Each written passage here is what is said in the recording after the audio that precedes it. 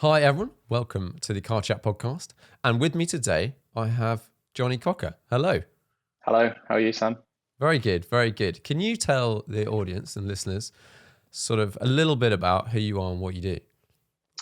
Yes, I mean, in most basic terms, I suppose. I started racing when I was 14. Always had an absolute passion for cars, all things engineering, motorsport. And that journey's kind of taken me through some really great times with motorsport, racing specifically, but also met a bunch of amazing people, engineers, drivers, team owners, all of which has been really, kind of an incredible experience. And that's kind of led me to the point where we're at today, where with JCR, which is my business, which, kind of keeps me busy 24 hours of the day, basically developing parts for road cars, which are designed for guys who want to use the cars on track or spiritedly on the road. And kind of calling on the experience that I've got personally as a driver, but also the expertise of people that I've met, through my time as a driver, the engineers and designers and all sorts of kind of particularly clever people, and kind of just called on favors and in the early days, I suppose, and just kind of gone from there, and it's strength to strength really, and it's just kind of led me to the point where we're at now, where the business is absolutely kind of flourishing, and everything's kind of going pretty well really, considering. Yeah. Okay, well let's sort of dive back a bit. Let's start from the beginning and then we can get on to what you're doing right now. Sure. So you started racing at some point in time. Did you do the full karting and all that sort of stuff? No, I didn't actually. It was a little bit unusual. I mean, to be honest, the actual scenario which kind of led to me driving a racing car was actually quite interesting. I've always loved cars. That's always been my kind of primary passion. Followed motorsport as a kind of, not as a secondary thing, but obviously that's the ultimate, isn't it? Go racing a car. That's the coolest thing you can do with it. Always kind of wanted to get into it. We got a kart when I was, I think, 13, and there was a local track, and we just kind of, it was nothing more than, it was actually more cost effective than going every weekend, hiring a car and doing that whole thing, but never did a race. So my kind of journey into karting was purely just from a fun perspective. It was me and my dad used to go on a weekend and like bat around in the rain, and that was about it. It was no like competitive karting dad situation at all. It was all me really, kind of wanting to do that and being fortunate to have the support from my parents, which is obviously, kind of usual story. And yeah, so that whole thing was kind of just literally fun, like nothing more to it really. I mean, actually to this day, I've done one kart race ever, which I really didn't want to do.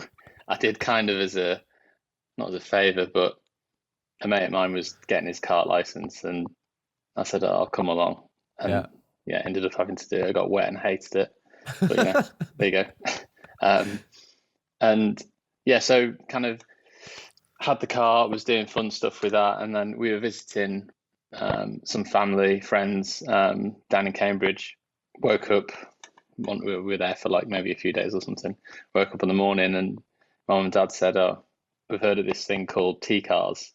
And it's like they saw it on the local news, and it was actually like, I think like 5 minutes away from where we were staying. So they said, "Oh, why don't we just like go and turn up and have a look?" I was like, "Cool, okay." I didn't really know what it was at all, and to be honest, neither did they. It was kind of a bit of a explore into a situation. But yeah, so we went over, we met the guys who built the cars and whatnot. And, little did we know really that was actually the start of what was to become quite a pretty cool story, really. I mean, it was very organic. We visited those guys, we talked about it, and we said, "What's your experience?" Well, I've done some karting, but nothing really. We then basically went and did a test in a car, I mean, not before I had to then learn to drive a car in an industrial estate somewhere with my dad. So kind of went through that whole process and did all that. Did a test. Actually, thought it was ace. Obviously, the thought of racing. At this point, I was still 13, and it would have been in view to race in like the next season. So my birthday's in August, so it would have been like kind of rolling on into the, I think it was 2001. Anyway, we kind of went through the motions, ended up buying a car, doing some testing, went and did some racing. So that was kind of where it all began, really. It was kind of like, it really wasn't me pushing it. It was kind of like looking back, it was my mum and dad kind of going, well, this would be cool. Yeah. Little did they know. So what are these cars? What were these cars? What's a T car? It was basically, the concept was kind of similar to now what you'd know from like Ginetta Juniors, say, for instance. Okay. So it was a small, I don't know if it was like a full scale thing, but I think it had a Vauxhall 1.6 engine in it. It's like 100 horsepower, like built like a NASCAR, obviously, because they were expecting everybody to crash into each other, which actually they didn't really. It was, the concept was great. It was from 14 to 17 years old. You could race the cars on proper MSA circuits. So, like we went to, I think, Croft, Donington, Silverstone National. Then we did Brands Indy. Like cool tracks. Yeah. Proper circuits in the UK, and the concept was more like, rather than go karting, which guys even then were spending vast sums of money doing. Come and drive a proper car, and drive it on a real race circuit and learn your craft that way. I think I was unusual that I'd actually never driven competitively in a car at that point. So my whole kind of background comes from learning in cars. Yeah. Whether or not that actually makes any difference or not, I think from the driving perspective, I was absolutely fine. Like I could be quick, once I actually learned how to drive. Yeah. But the racecraft, that's certainly something which I had to catch up on because I just had no experience of it at all. Yeah. But there's some great names who've kind of gone on to do really cool things off the back of it. Tom Chilton, Tom Onslow Cole did it. Max Chilton obviously did it later on. I'm awful at remembering stuff, but there's actually, I'll let you do some research there.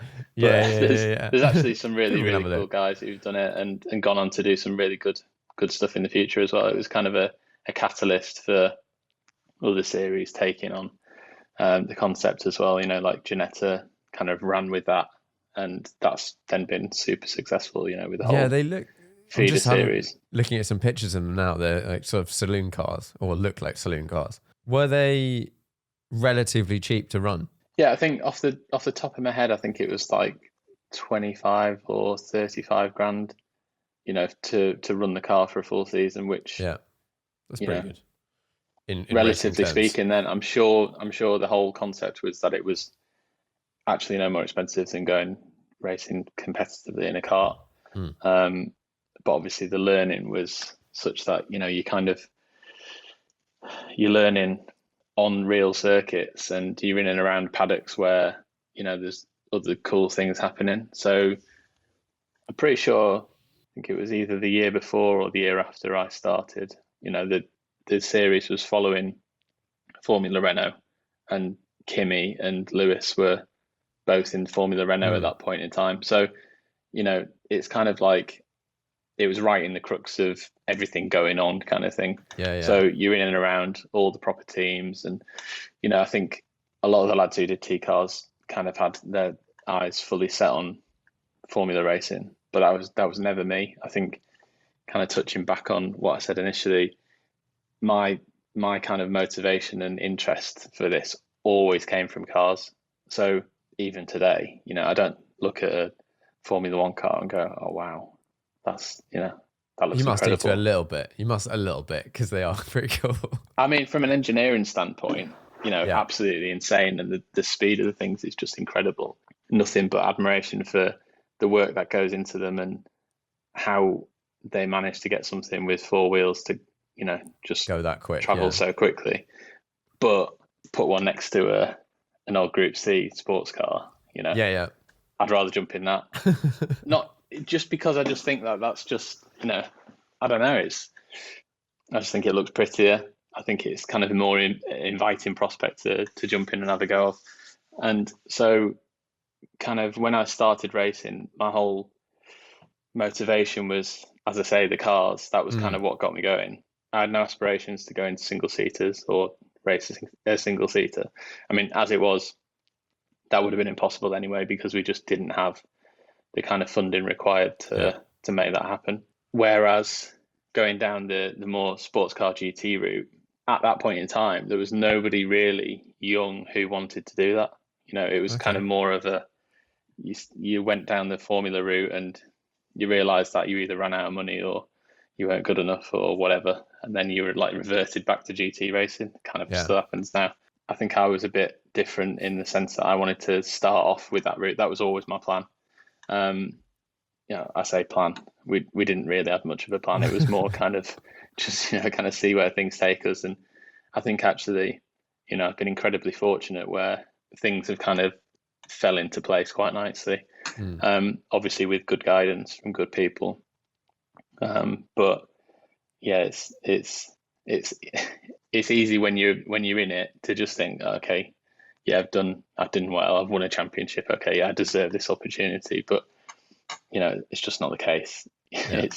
There's an awful lot of luck that goes into it. And I think if I was to retrace my steps, 20 years later, like now, it would be a lot more difficult.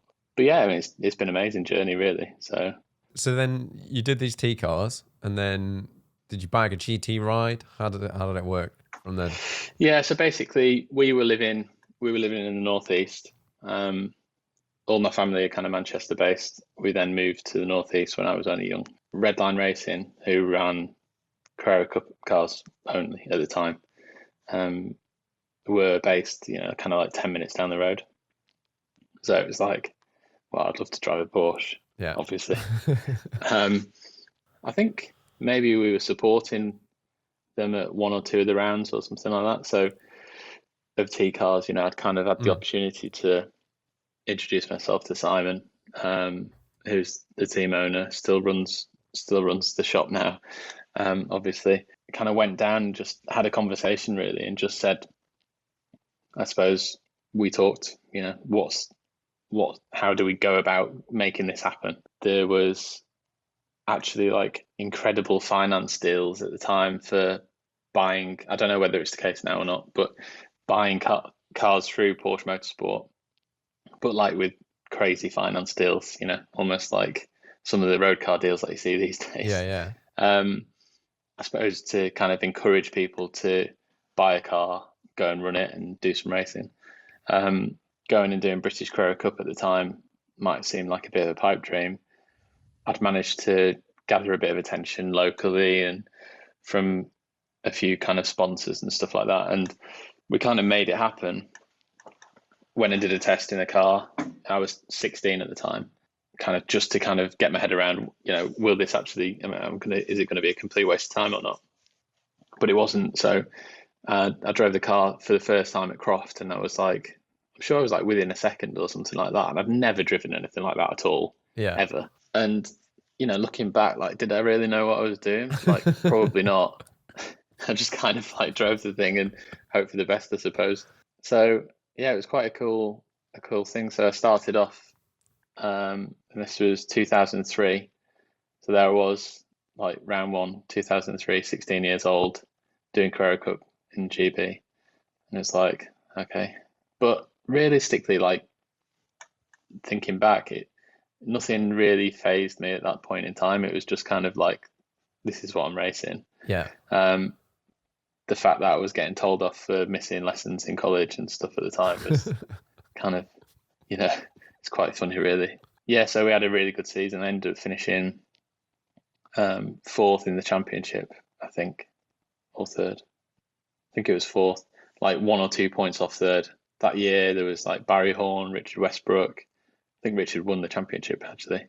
It was like a really amazing experience, meeting really cool people. And yeah, off the back of that, I then got an opportunity to. So we were still obviously paying at that point, but with decent size sponsors as well. So, I think we covered like half of the budget with sponsorship, which was That's pretty amazing, good going. really. Yeah. And there was a bit of a USP in the sense that I was 16 driving a sports car, and that's like back then really wasn't, even though it wasn't that long ago, people, like I say, young drivers at that point didn't really have an interest in GT cars. Yeah. So it was kind of interesting, from a sponsor perspective. It was getting a lot of attention. And then at this point, I was already involved.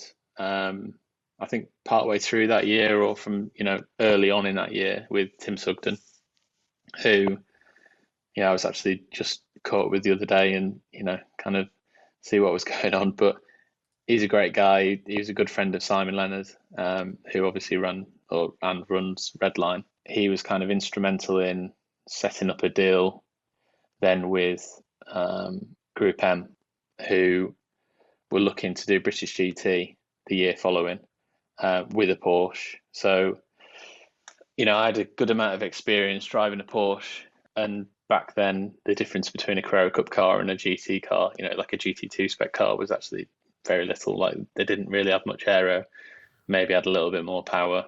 What generation was this? Was this 996? 996? 996.2 RSR.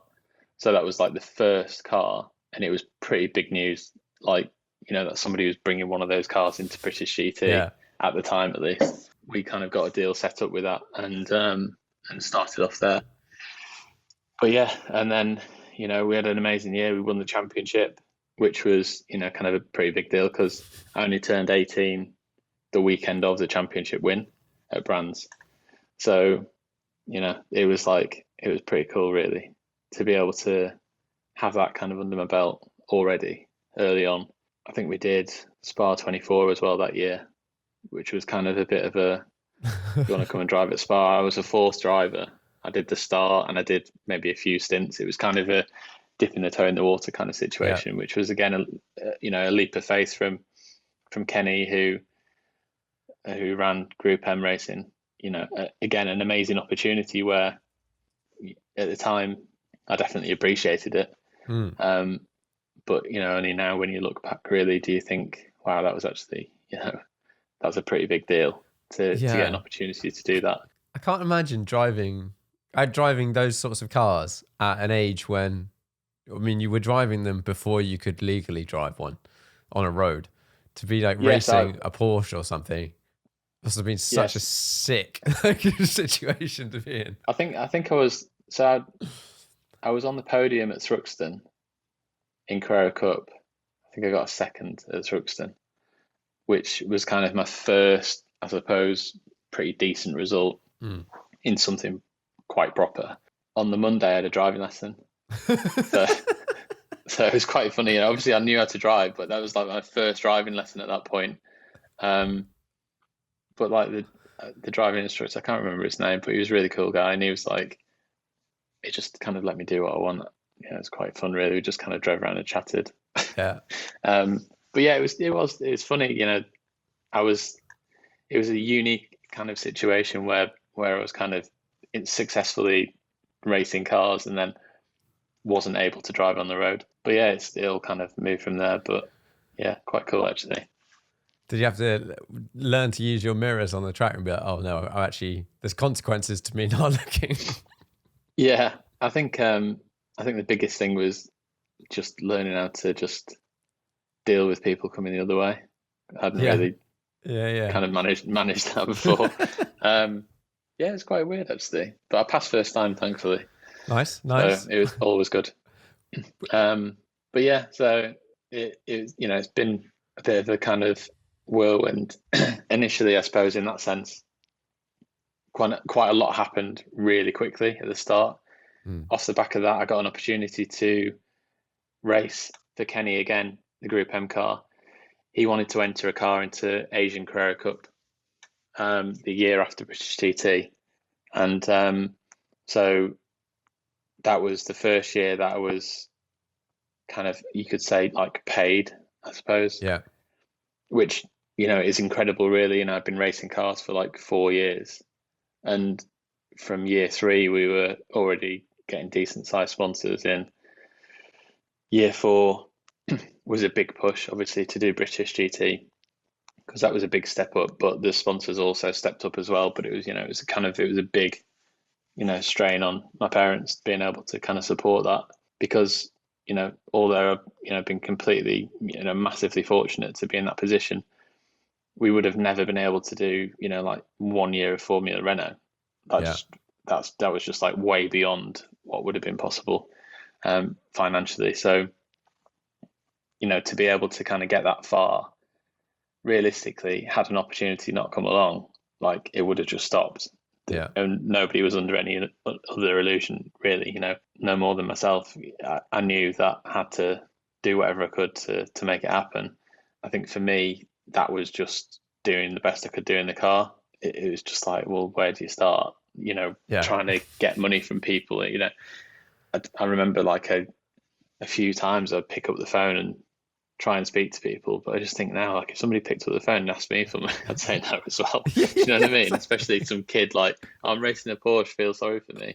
It's not really a thing, is it? So extremely fortunate that things just kind of fell into place. We did Asian Carrera Cup the next year. I won that as well.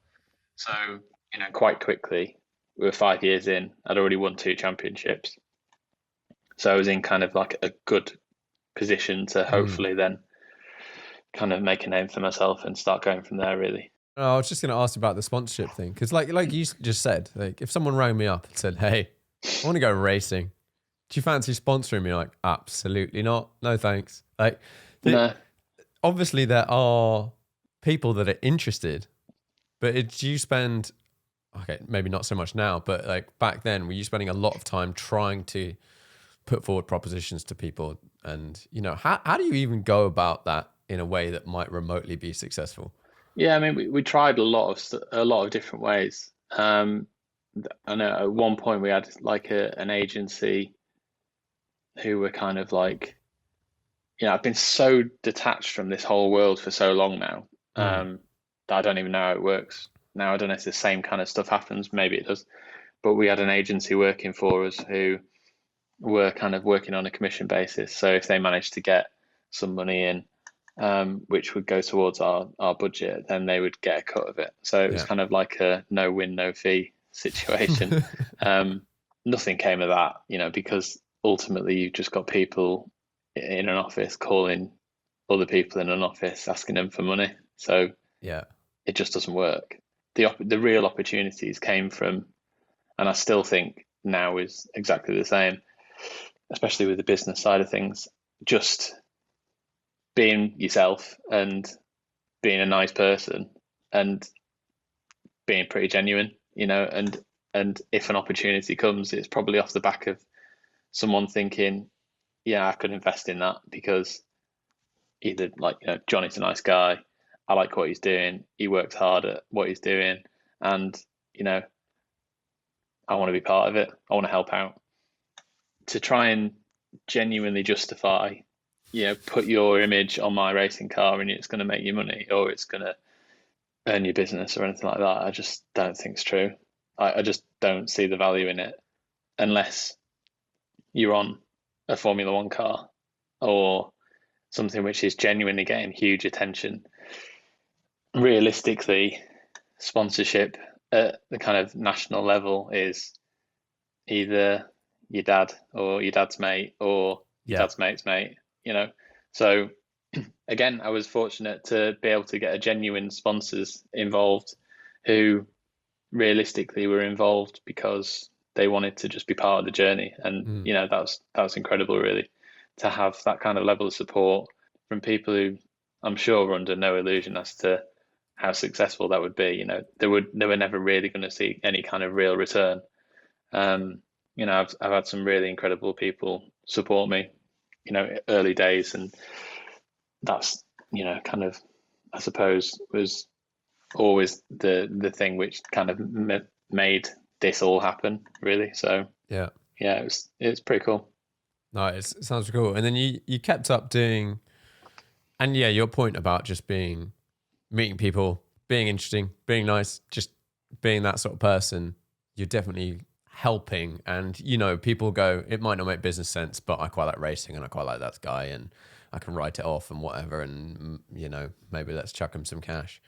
Exactly. That definitely works. So you carried on doing race GT. I'm on Driver DB. For those that have not come across this website, it lists everyone's rankings essentially and what you've raced in pretty much. I never look at that. Yeah, so it gives a The reasonable number will be way idea. too big. But then, so you carried on doing British GT. You did British GT for a few years, and then you did ALMS. Off the back of British GT, I then got an opportunity to go and do FIA GT3, which was its first year. So that was European Series. I raced with Barwell Motorsport with Leo Machitsky. Obviously, I've had lots of involvement with Barwell and Leo in subsequent years. You know, as recently as a couple of years ago, obviously racing in British with Barwell as well. But that was a good year. We won the Aston Championship within a championship. There was kind of, at that point in time, there was an overall championship, and for each manufacturer, there was kind of like another championship. The BOP at that point in time wasn't what it is now. So I think the championship organisers appreciated that if you maybe won a race in a Porsche, that was actually a lot more difficult to achieve than winning a race in a Ascari. I think at the time was like absolutely ballistic, and everybody was moaning. You know, it was kind of nothing's changed really in that respect. Everybody still hates BOP, although now it's just incredibly close, and I think they're doing an amazing job at just making the cars fair. But yeah, we won the Aston Championship within that championship, so I would never really consider that, you know, a full championship necessarily. But you know, on paper, yeah, we won 3 championships in 3 years at that point. I think then at that point we got Lord Drayson, I think, either approached Barwell or there was some connection. He wanted to go racing. He wanted to go and do British GT. Barwell put me forward as a good candidate to drive with him. That's kind of where the next kind of slot of, you know, involvement came there. So we raced in British. We finished second by like a couple of points. So, which was like a real shame because that was a really close year, really good one. And it was a shame to miss out. You know, that would have been then 4 championships consecutively, which would have been pretty awesome. That again in the Aston GT3 car, DBRS9, like big V12. That was just going back to the whole car thing. That was just such a cool car to drive. You know, it was like actually pretty quick, really. I mean, certainly nowhere near as quick as a modern GT3 car. I think, in fact, the times which GT4 cars do now are faster than what we were doing back then. You know, so but in a very different way. Yeah, definitely. I think the game's moved on, obviously, like it always does. But that thing was just like moving around all the time, and it was just so much fun. Like at the start, it actually had a H-pattern gearbox as well. Yeah. Which was, you know, the major upgrade was going to a sequential, you know. So it was like, you know, I feel like I've kind of grown up. I started GT racing at an age where I've kind of grown up through the whole GT3 thing happening, which has been really cool. But yeah, we then raced the first GT2 Vantage in American Le Mans Series the year after. That year was not easy. I think we went through 18 engines or something like that. There was some major issues with it. I think one of the races, Salt Lake, I think we did 4 engines in a weekend, and it was just like brutal. Yeah, that was hard work. What happens in that process if you bought the car from Aston and the engines just start blowing up? Do they help you out on that, or they're just like, yeah, okay, here's the price, here's a new engine? Yeah, I think it was a bit of a point of contention, really, because obviously from Paul's and Barwell's perspective, you're like, well, we're not doing anything wrong, you know, put a brand new engine in it, and 3 laps later, it's like falling out the bottom of the car. Yeah. Really, there's like something going on here. You know, it's not our fault. It's nothing we're doing wrong. And it was slow as well, which didn't help. But yeah, I'm pretty sure that Aston kind of like, you know, stepped up, and we were effectively kind of the development for that car. Certainly in the early years, it got much, much better very quickly. Like everybody was behind it. Everybody was trying the best to make it happen. That car turned a massive corner once the factory decided to run it themselves and put the kind of necessary funding and work into it to make it successful. And obviously ended up being an extremely successful car. Paul specifically got tired of obviously just going through engines and not winning races. So we loved ALMS. It was like, that was just absolute highlight, for me. Still is. That was in 2009, 2010 season. Actually, 2009, end of 2009, I got an email from Dale White, who was White Lightning Racing. He was running the team out in America because he just had like vast experience of American Le Mans series, knew all the people, the tracks, the places. That was kind of super important to have somebody like Dale, because a British team going over to America and just kind of like learning on the job just isn't good enough. You need to be able to hit the ground running. But I got an email from Dale. I think it must have been like September, October 2009. And it just said, how did you feel about driving an LMP1 car? I was like, well, I mean, yeah, obviously, I'd love to, but I didn't really have any context. And he's like, okay, cool, leave it with me. It's like, right, okay.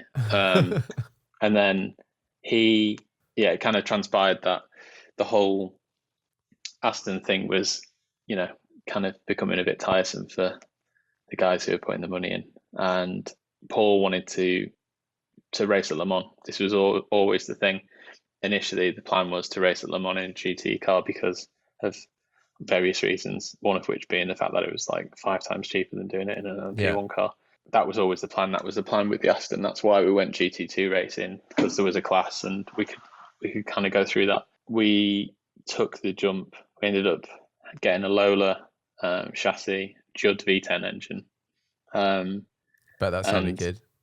Yeah, it was just insane. So this whole thing was like happening, and I think, again, it was another point where there was like an awful lot of trust on me. I'd never driven anything with downforce, anything more than a GT car, which is like nothing really. I know it's kind of more now, but still, a GT2 car back then was probably not far off a GT3 car now. It's nothing, no huge amount of downforce. Sorry, just to cut in for the people listening, how much downforce does a GT3 car make? Do you have any idea of like an actual number at speed?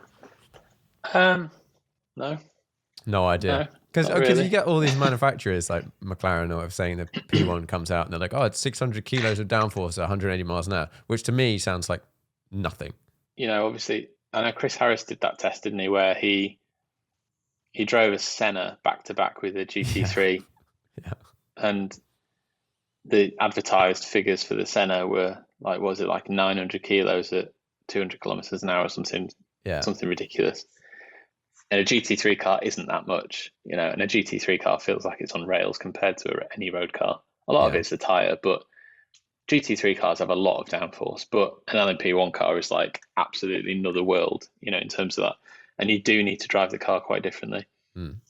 So we did a shakedown at Stowe Circuit at Silverstone, which I don't know if you've driven around it, but it's basically like a go-kart track. Yeah. In an 800 horsepower LMP1 car, which I'd never driven on before, in the damp on slicks. And like, I'm not going to lie, and I think I even said, maybe I didn't say on the day, maybe I said after like I'd done a couple of races, but I drove the car that day and I genuinely was like, I cannot do this. Like, it was just such a massive step for me to come from a GT car and then jump into an LMP1 car. You sat on the ground, you can't see anything really. Everything's hard mounted. Like the moment you touch the throttle, like everything's vibrating. It's properly loud and it's just insanely fast. Proper carbon brakes, which don't work until you had, 3 or 4 laps around there. So it was just an absolutely massive experience for me to get my head around. And I remember the guys saying like, oh, so what do you think? It's like, oh yeah, fine. Like, you just kind of do what you can, don't you? Shaking. But yeah, exactly. Yeah. Go and have a little cry in the truck afterwards. But yeah, so we ended up then going to do Asian Le Mans Series end of 2009, and it was kind of like a feeder. So they ran, I think, 2 or 3 races, and we were just going to kind of drop in and do one. It was just kind of like a practice. The car was ready. We'd ship it out to Japan, do this race at Okayama, and then the car would then go to America and get prepped, and then we could go and do ALMS the year following. So we went to Japan, and we were like quick in testing, but we just, never really ran any tires, and we were just kind of going through the motions. Went into qualifying, they took all the fuel out, put a set of tires on, and I stuck it on pole. And I was like, oh, like nobody was more surprised than me. And like, I think I was having a conversation with somebody about it the other day actually, and went through, you looked at the entry list of that race, and I was like, there's like some proper people on that list, and there's me, P1. So it was cool. There was, the factory Aston Martin there was there, Pescarolo were there, Audi were there, Collis were there, all sorts of proper people. Yeah. And there's me, like, having never driven one and stick it on pole. So that's obviously testament to the car was a good car, clearly, because in any class like that, unless you've got the car underneath you, no amount of heroic driving is going to get you into pole position. But the team were like really together. There was a lot of experience pulled in when we made the transition to the Lola. Graham Moore was the engineer for that, who I still stay in touch with. Graham, he does a lot of stuff now with Tuttils and the that latest Singer creation thing. He's been pretty instrumental in that. He's a really talented engineer, knows what he's doing, great guy. But yeah, so that was kind of a bit of a wow, here we go. And then all of a sudden there was the trust that the team had put in me to make that step as well was kind of justified. And I think everybody went into that winter thinking, okay, cool, here we go. So there we were, LMS, next year, kind of everybody was ready, expecting pretty big things really, and we did do well. We ended up finishing 3rd overall in the championship against some proper people. Paul was driving really well, but I think he'd be the first to admit, he's not a pro, and we were a pro-am pairing. There was some amazing people. Timo Bernard and Klaus Graf were in the Porsche in a factory prepared Porsche. And we were there kind of winning races and finishing 3rd in the championship. So it was pretty awesome really to be able to do that. It kind of stopped at that point. So that was I suppose a bit of a low point in terms of, what was my career at that point was like, wow, we've kind of won a number of championships, we won races in the top class. We'd raced at Le Mans that year as well in the LMP1 car, which was just literally absolute dream scenario. We didn't really get a result, but we had massive problems with the car. But we were quick, in qualifying, we were quickest petrol at the time, which was kind of against when it was the diesel hybrid era. That was all you could really hope with, if you were a petrol car, we were up there with the Rebellions and doing all the good stuff. Everything was good. We just had issues with the car. But into 2011, it all just kind of stopped. Drayson decided that we wouldn't go racing. Quite a late decision, which kind of left me high and dry, really. It was, I think, March when we got the call. We were meant to be doing Le Mans Series, Le Mans, Asian Le Mans Series the year following, and all sorts of cool stuff. It was all basically there. So I'd said no to other opportunities and then ended up being left with nothing. So that was a real shame. Kind of cobbled together some stuff, but it wasn't a full proper year. So that was a real shame at that point, which was and felt like, this is the start of being in a position where I could maybe get myself into a proper factory drive with whoever, we didn't really have any conversations with teams at that point, but I think until you start having a conversation, you never really know where it can lead. Yeah. It certainly felt like we were on the cusp of kind of making that next step. Don't get me wrong, the whole situation was still overall great for me. I got to race an incredible car in some amazing championships and ended up coming away with wins and trophies from the championships and all sorts of stuff. But it was just a shame not to kind of carry that momentum on. It was pretty much at that point actually where I thought, this is a bit of an eye opener. I've kind of been making what I felt like was good money at the point at, driving racing cars, living the dream. And then all of a sudden it was like, bang, stop. Okay. Yeah. Like, shit. Like, this isn't great. So that kind of opened my eyes as to the fact that realistically I needed to have something else as well. Something that I could fall back on, not necessarily fall back on, but could either run alongside or was able to, kind of supplement the racing or even completely replace it if I was in a situation like that. So that's where the whole JCR thing started to kind of come into my head.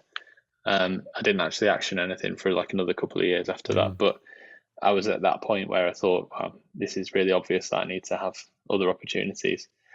Also at that point, things were like quite different to when I started racing as well.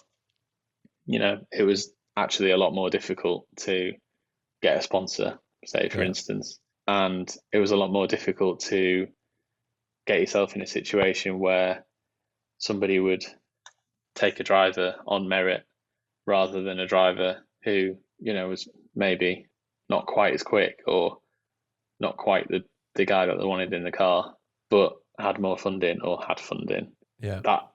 That was the point where it felt like maybe just because I'd not had to do that for a few years because it had kind of just been carried at that point. Yeah. Then it was kind of like, oh, wow, this is like the real world again. I'm like up against all these people and actually like maybe I'm not anything special. I'm just like another guy who's trying to go racing and have fun really. So yeah, that kind of opened my eyes really. Yeah. I imagine that must have been all come to like a sort of slamming halt and just be like, okay, this may not go on forever.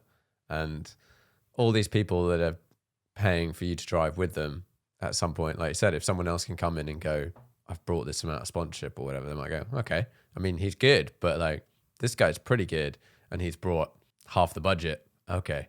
Yeah. I mean, that's inevitable. And I think the cars actually, are so much easier to drive now than they ever were. And that's not just being nostalgic. Like, I think if you take somebody who's quick in a GT3 car now and put them in a 2006 spec GT2 with sequential box and no paddles and no ABS, and the cars just weren't as good with tires which didn't last as long and the mechanical grip was nowhere near what it was. I think you would see much bigger deltas in lap times from driver to driver. I don't think it's any coincidence that now like times are closer than they've ever been across the full grid, especially between drivers with relatively low experience and drivers who are particularly, stunningly quick. There's like next to no difference realistically. Yeah. That's an interesting one. Like the difference between, let's say, a gentleman driver or an average gentleman driver, because you get fast ones and slow ones and whatever, and a pro in a GT3 car versus, like, I do some radical racing, SR3, and I would say, and that's like the difference between a pro and like a good person is quite a lot. Like it's like 6 seconds or something, or 5 seconds or something like that.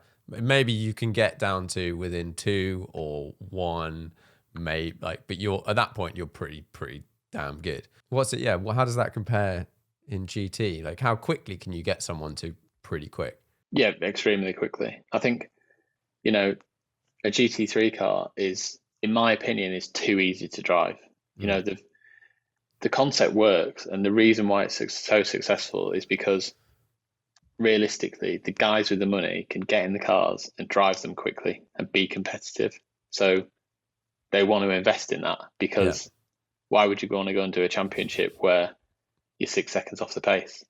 you're just not going to want to do it. So I can completely understand why the cars have gone down that route, but they are too easy to drive, and that brings its own kind of downfalls, really. In order to be quick in the car, you have to drive the car quite unconventionally, and also the car needs to be set up in such a way that it's, ultimately, like the Lamborghini was a perfect example. The car needs to be really, really on its nose to be quick, and then due to the fact that it needs to be on its nose, you need to drive it in a particularly strange way, what I would consider to be strange, in order to extract the lap time.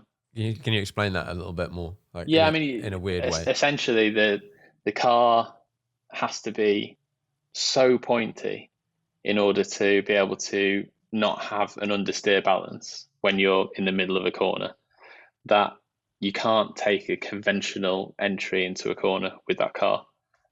It's not the case for all others, but this is just my experience with Lamborghini. Entry into a corner needs to be squared off massively. So you turn in like what feels like 100 meters too early because you need to take a straight line to the apex, then turn it, and then go.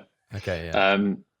And obviously each and every car is going to have its different kind of strengths and weaknesses, but that's just one example of you can get away with not doing that, but maybe you'll be like 2 or 3 tenths off. Yeah.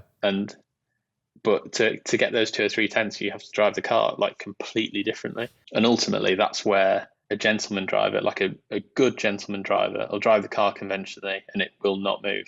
Like it won't do anything freaky. Yeah. You just brake, turn, go, brake, turn, go. And that's just what you do. And you'll be within a second. Anybody who's capable of driving a racing car should be within a second in a GT3 car, because if you're not, then you would be 5 or 6 seconds off in something else.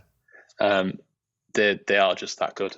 I think that's changed the game a little bit in terms of modern racing. It's not necessarily a good or a bad thing. It's just my thoughts on it. Yeah. Does that make that must make it much harder to win a championship?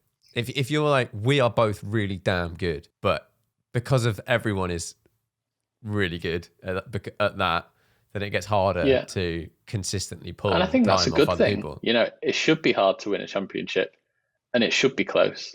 And nobody wants to see the same person on pole and winning races every weekend. The concept that SRO have got, the whole GT3 kind of master plan, was always to have, the cars be as close as possible, and whilst being easy to drive, and also, like the balance of performance is something which they work on so hard, and really is good. Obviously some cars are going to suit certain drivers more than others. Ultimately, if you win a championship in GT3, like, you deserve it for sure. You can't look yourself into that. We came like tantalizingly close to getting the overall championship just a couple of years ago. We won the Pro-Am championship, and we won the overall championship until about half an hour after the race, when they decided to reverse some position. It is what it is. But yeah, it's hard, like, as it should be,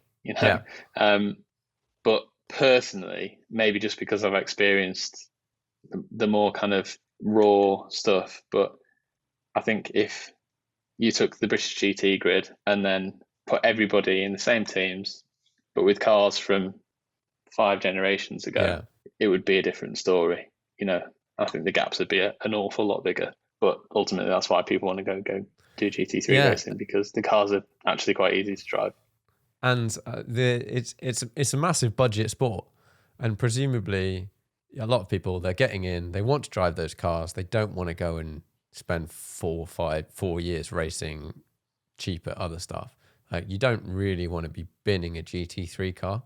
I guess all the systems and everything make it easier. You still see some horrific crashes, but easier to keep the cars on the track in, let's say, like wet conditions and stuff like that, or changeable.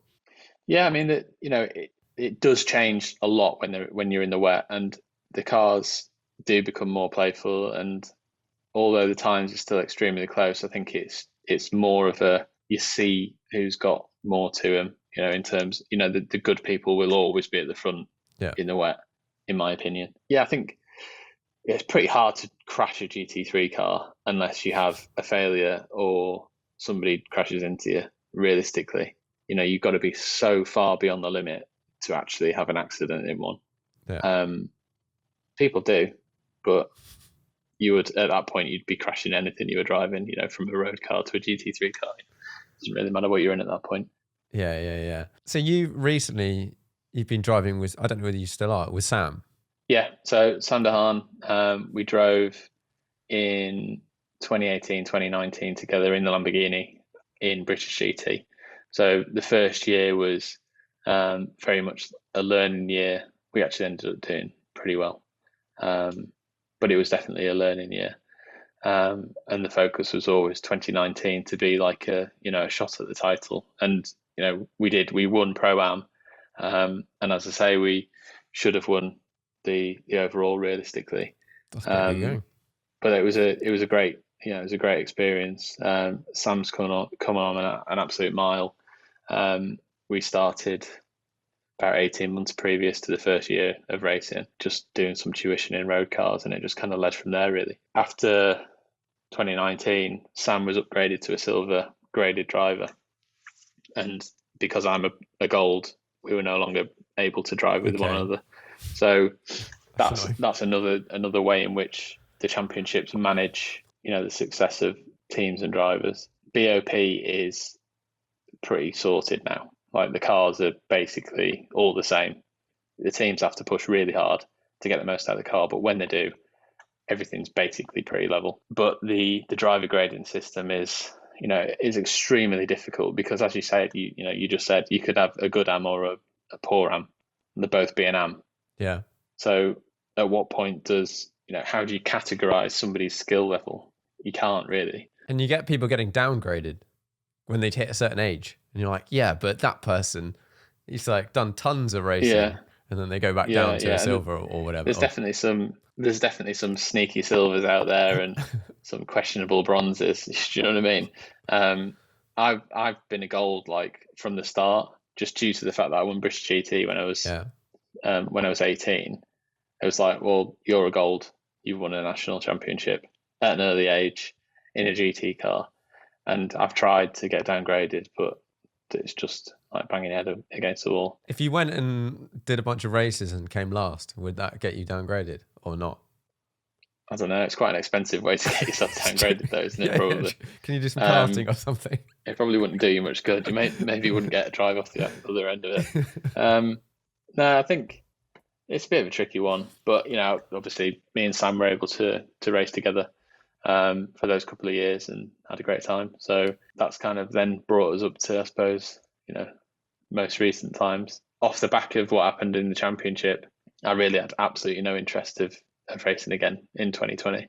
So I put literally zero effort into finding a drive for 2020 at all. As it happens, that was actually probably quite a good decision, really, just due to the fact that other things ended up happening. Yeah, I think really then, it kind of opened my eyes to, what racing is kind of, obviously it just evolves, doesn't it, into the marketplace that it's in. And it's definitely feels more political and financially driven than it ever has done, from my perspective and in my opinion. Manufacturer support, even in the national levels, and potentially some bias which might go in one direction or the other, I think plays a big part in ultimately who ends up being successful or not. And if that's not decided at the start of the season, then I'd be surprised, really. I think there's definitely feels like there's a game plan. For me, as I said at the start, my passion has always been the cars. The motorsport, whilst it's not secondary to that, kind of is in a way. I enjoy racing cars because I love driving cars. That's my passion. Yeah. Once other things get in the way of ultimately enjoying what you do, I just don't really want to do it anymore. So that's kind of where I just kind of thought, like, do I really need to be putting myself through this? I've got at this point now a successful business as well, and I'm earning no money driving racing cars anymore, and I'm taking time out of a business which is making me money to go and do something which is just giving me nothing but stress. Yeah. Like, maybe I need to have a bit of a rethink. So that was kind of my thought process at the end of 2020, at the end of 2019, going into 2020. I just kind of made the call that, I'd just kind of, if something fell at my feet, I'd kind of pick and choose. There was a few opportunities which potentially could have flourished into something, which ended up coming to nothing due to the whole COVID situation and how disrupted everything was from that perspective. So, in a way, I'm kind of glad that I made that decision early on, because I wasted no time. Obviously, that was not something that I knew was going to happen, but it ended up being quite a good call. Again, into this year, there's no racing prospects as we say, but that's not to say that I won't be in a racing car in some capacity at some point. So really just been focusing on the business, and that's where I was having a conversation with somebody the other day about it actually, and just said I did more driving hours seat time on the track in 2020 than I did in the whole of 2019 and 2018 put together, and that was driving my cars, developing products, and having fun. Skidding that about. felt better than the 2 years of racing I've done previous. Obviously, you miss the kind of competitive nature of it, but ultimately, it's kind of, you have to weigh it up. Yeah. I think I first came across your products. It must have been Porsche related, I think. You popped up in various Porsche groups being like, hey, I've got an exhaust you guys can buy. Or getting talked about. And I believe a friend of yours called Guy, who I know as well. Yeah. He had a system on his GT3RS. And that was early days. I'd known about that was so drony, so loud. I think it was like full straight through. I think that was pretty much straight. I can't remember what was on that. On the yellow car? Yeah, it was super, just like abrasive. He had like a full obnoxious spec on that one. Yeah. But I think one of the things that I noticed straight away was you liked working with tricky materials. It was either titanium or Inconel, as in like those are generally, it seems like the materials that most of your products come out with. Yeah. How come you've gone down that route rather than just, or even having stainless steel as well? From roughly 2018, we started to introduce the Porsche products into the line, and predominantly the product line is made up of exhaust systems. So that's, again, if you're a car guy, you generally like nice sounding cars. That's a big part of it. And so, Porsches are kind of unique in the sense that you can transform them in many different ways. Like there's actually quite a big difference. Say we've just got a GI Yaris and we've done a system for that, and we've gone down the route of doing everything the way that it should be done, but ultimately it's a 3-cylinder turbocharged engine and they don't sound particularly clever. So you're kind of controlling that whilst trying to extract power, and whether it's made out of stainless steel or titanium or Inconel, or it's 3-inch or 2.5-inch diameter or whatnot, like they basically all sound the same, because that's just kind of the nature of the engine. Whereas the Porsche products, you can really create a distinctive sound, which somebody will hear and go, and now would say, oh, well, that's probably got a JCR exhaust on it. And that's kind of what I wanted to create early doors. So we started with, I had a GT3RS at the time, which was the test bed for the majority of the first kind of wave of products that came through for that car. Was that a Gen 1 991? Yeah, Gen 1 991. Yeah, I mean, obviously an amazing car. All the GT Porsche products are incredible from the factory. So really, it's just a case of massaging them into what you want them to become. So whether you want it to be more road focused or more track focused, there's products which can do that. But kind of accept that one will probably be at the detriment of the other, to some degree. So it's just always like finding a nice balance. The reason why we went down that route with the materials is because that's motorsport. Inconel 625 is what we use for what we'd call the hot parts of the exhaust. So the manifolds or on turbo applications would be, straight off the turbos. the first section of the exhaust, which sees the highest temperatures. And then from there, we've used either a mixture of grade 2 or ASNEX titanium, which is not necessarily even the same gauge throughout the system. So we'll change the gauge, the weight of the material, and the thickness of the material in different areas of the exhaust and the spec of the material, just to make sure that we're kind of extracting the most out of the system. It's definitely a more expensive way to go. Even if you just made a, like on your Porsche, say, for instance, you got the center silencer. If you were to make that center silencer in titanium in grade 2 in 1.2 mil grade 2, which is, your kind of standard approach if you were going to make a titanium exhaust, that's fine. But what we do is we'll change the thickness of the material as it goes through the different parts of the exhaust, and we'll use different grades of titanium depending on what temperature each section of the exhaust is going to see. Ultimately, you might end up with saving half a kilo, and it adds 200 or 300 quid onto the price.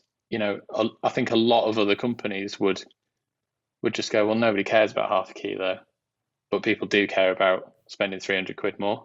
Yeah. And whilst I agree with that, like, I just think, well, but nobody else is doing that, are there? So that's where we come in.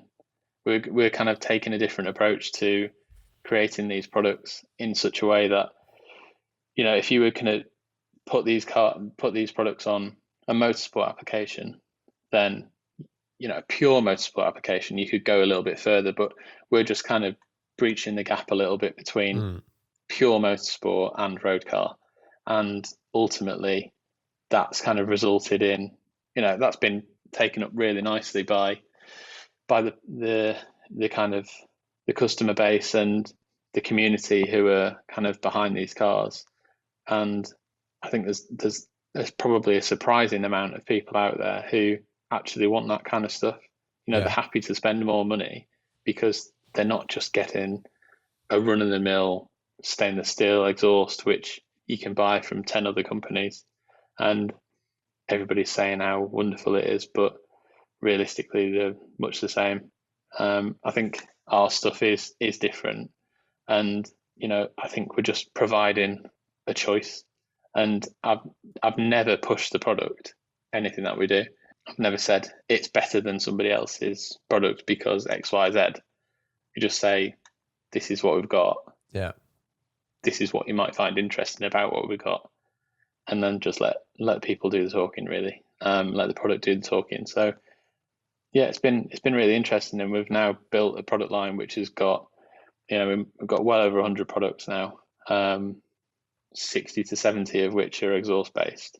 And yeah, it's been really a lot of fun, for me, because obviously from my racing experience and knowing what a car should feel like and can feel like with the right changes made, it does give me, I suppose, a unique advantage, such that I'm the one driving the product development, and also I'm the one making the decisions as to what changes need to be made to make the car faster and more enjoyable, or a product better achieve what we're setting out for it to do once it's installed on the car.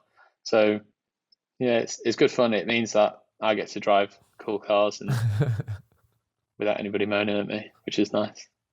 Yeah. I think that avenue to go down of going, you might not want it, but we're going to make the best stuff the right way, and we're just going to do that, and then leave everyone else to do their thing. It does pick up the people, and generally Porsche, I think people that buy Porsches are a little bit like that. They like stuff made well, properly, and that sort of thing. And you go, okay, I could buy this.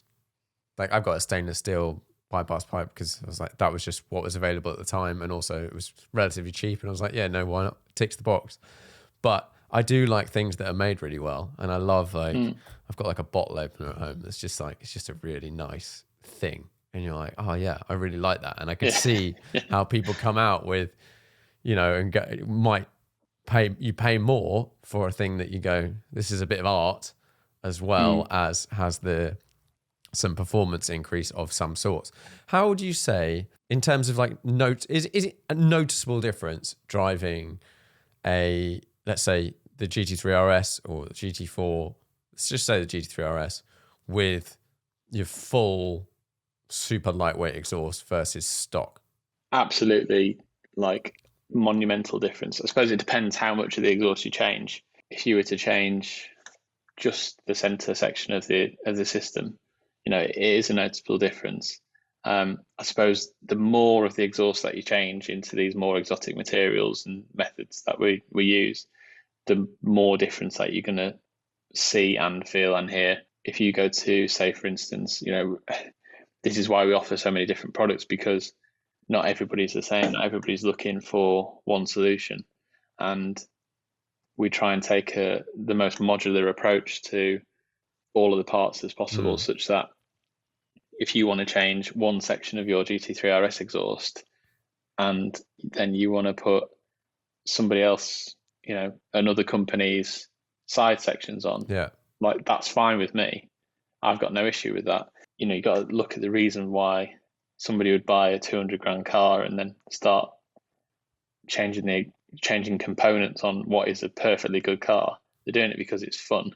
So to kind of offer a choice is one thing, but to take also a choice away by saying, actually, if you buy our center bypass, you've also got to buy our tips, or you've also got to buy our sides, or I just don't think that's right. I think, just try and offer as much choice and freedom as possible. And if, as much as possible, I try and have a conversation with the owner and gather what they're looking to achieve and just give good advice. Just the amount of times where I could, on a daily basis, oversell stuff to owners is unbelievable. I just will not do it, because ultimately I know what it's like to be on the other side of that. And when you're asking somebody for, good advice and you don't get it, then it leaves a bit of a sour taste, really. And I think the last thing that I would want is for somebody to put parts on their car, which I ultimately know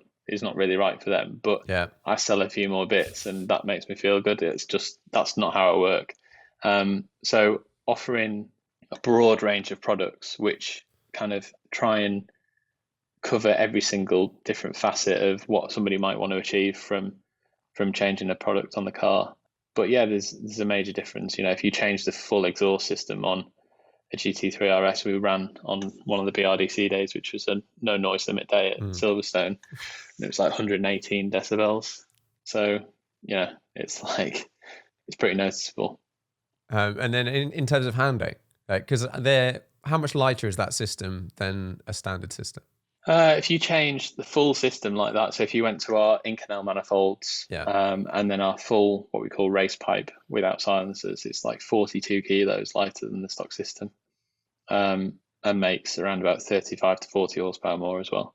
So obviously on a Porsche, if you take off 40 kilos off the back of the car, that's going to be noticeable. But also you're adding, a good chunk of power as well onto what is, Porsche's, the NA cars, they're not particularly fast in a straight line.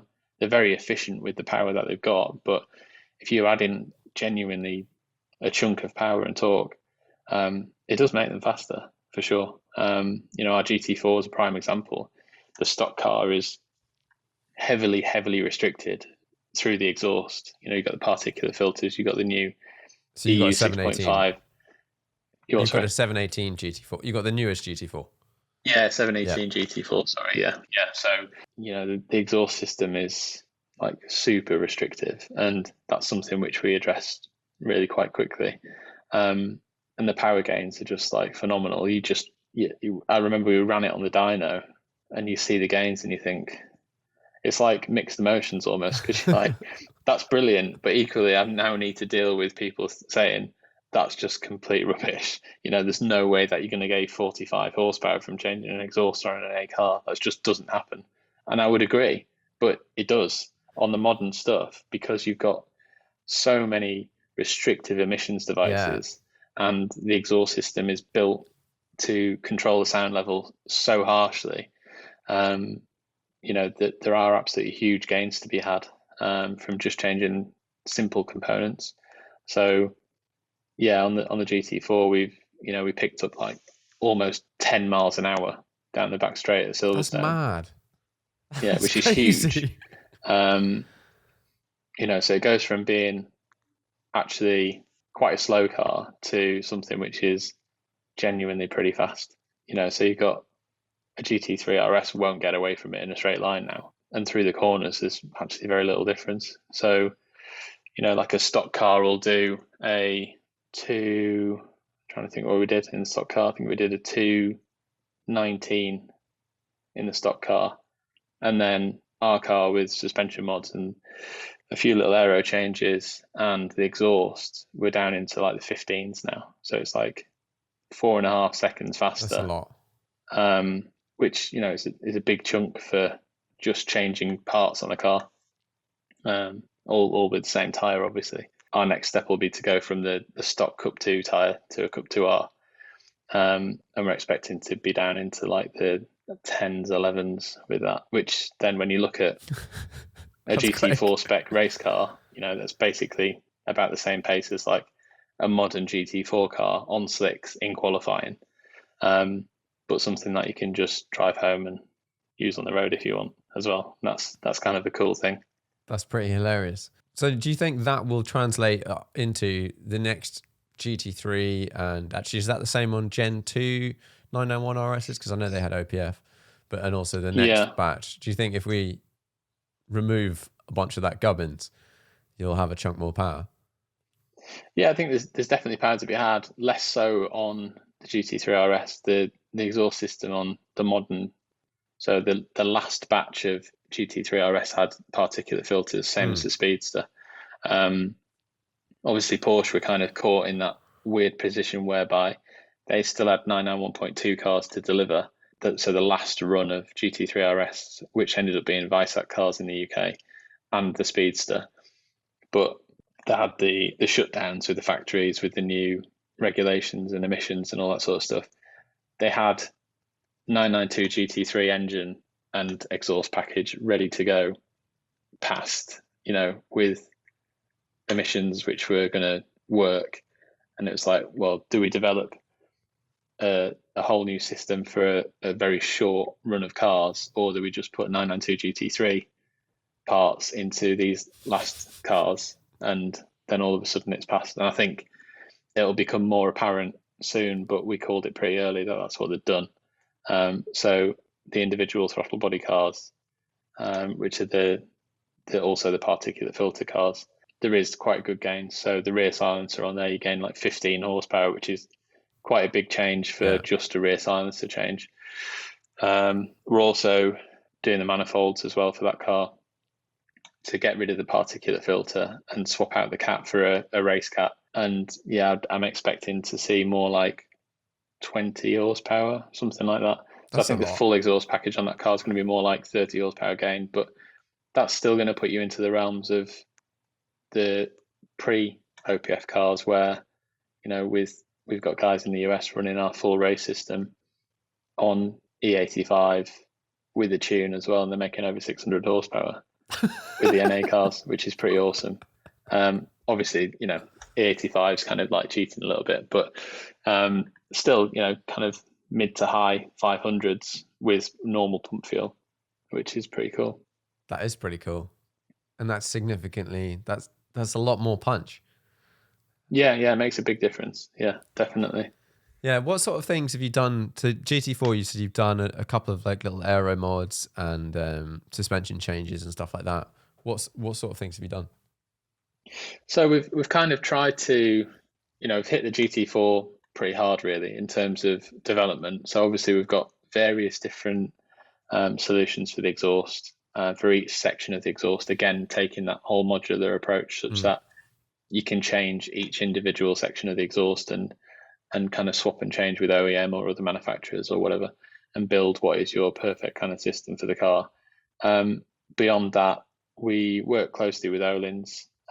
So we've got a TTX damper kit for the car, which just gives, kind of a huge range of adjustment. And really brings the car up to a new level. So obviously Porsche are the absolute masters of making sure that their cars all fit within the hierarchy of the range. So they don't want a GT4 being faster than a GT3. And equally, they don't want a GT3 being faster than a GT3RS until it's the new generation. So invariably, you see 992 GT3 is within a second of 991.2 GT3RS around the ring. Well, that's no coincidence. That's just progress. And then the new 3RS will be a few seconds down the road, and that's the way to go. I think with the PDK cars coming with the 718s now, they're obviously going to be, I mean, a GT4, 718 GT4 is as fast as a 991.2 GT3 around Silverstone, for sure, like within a few tenths in completely stock form, both cars.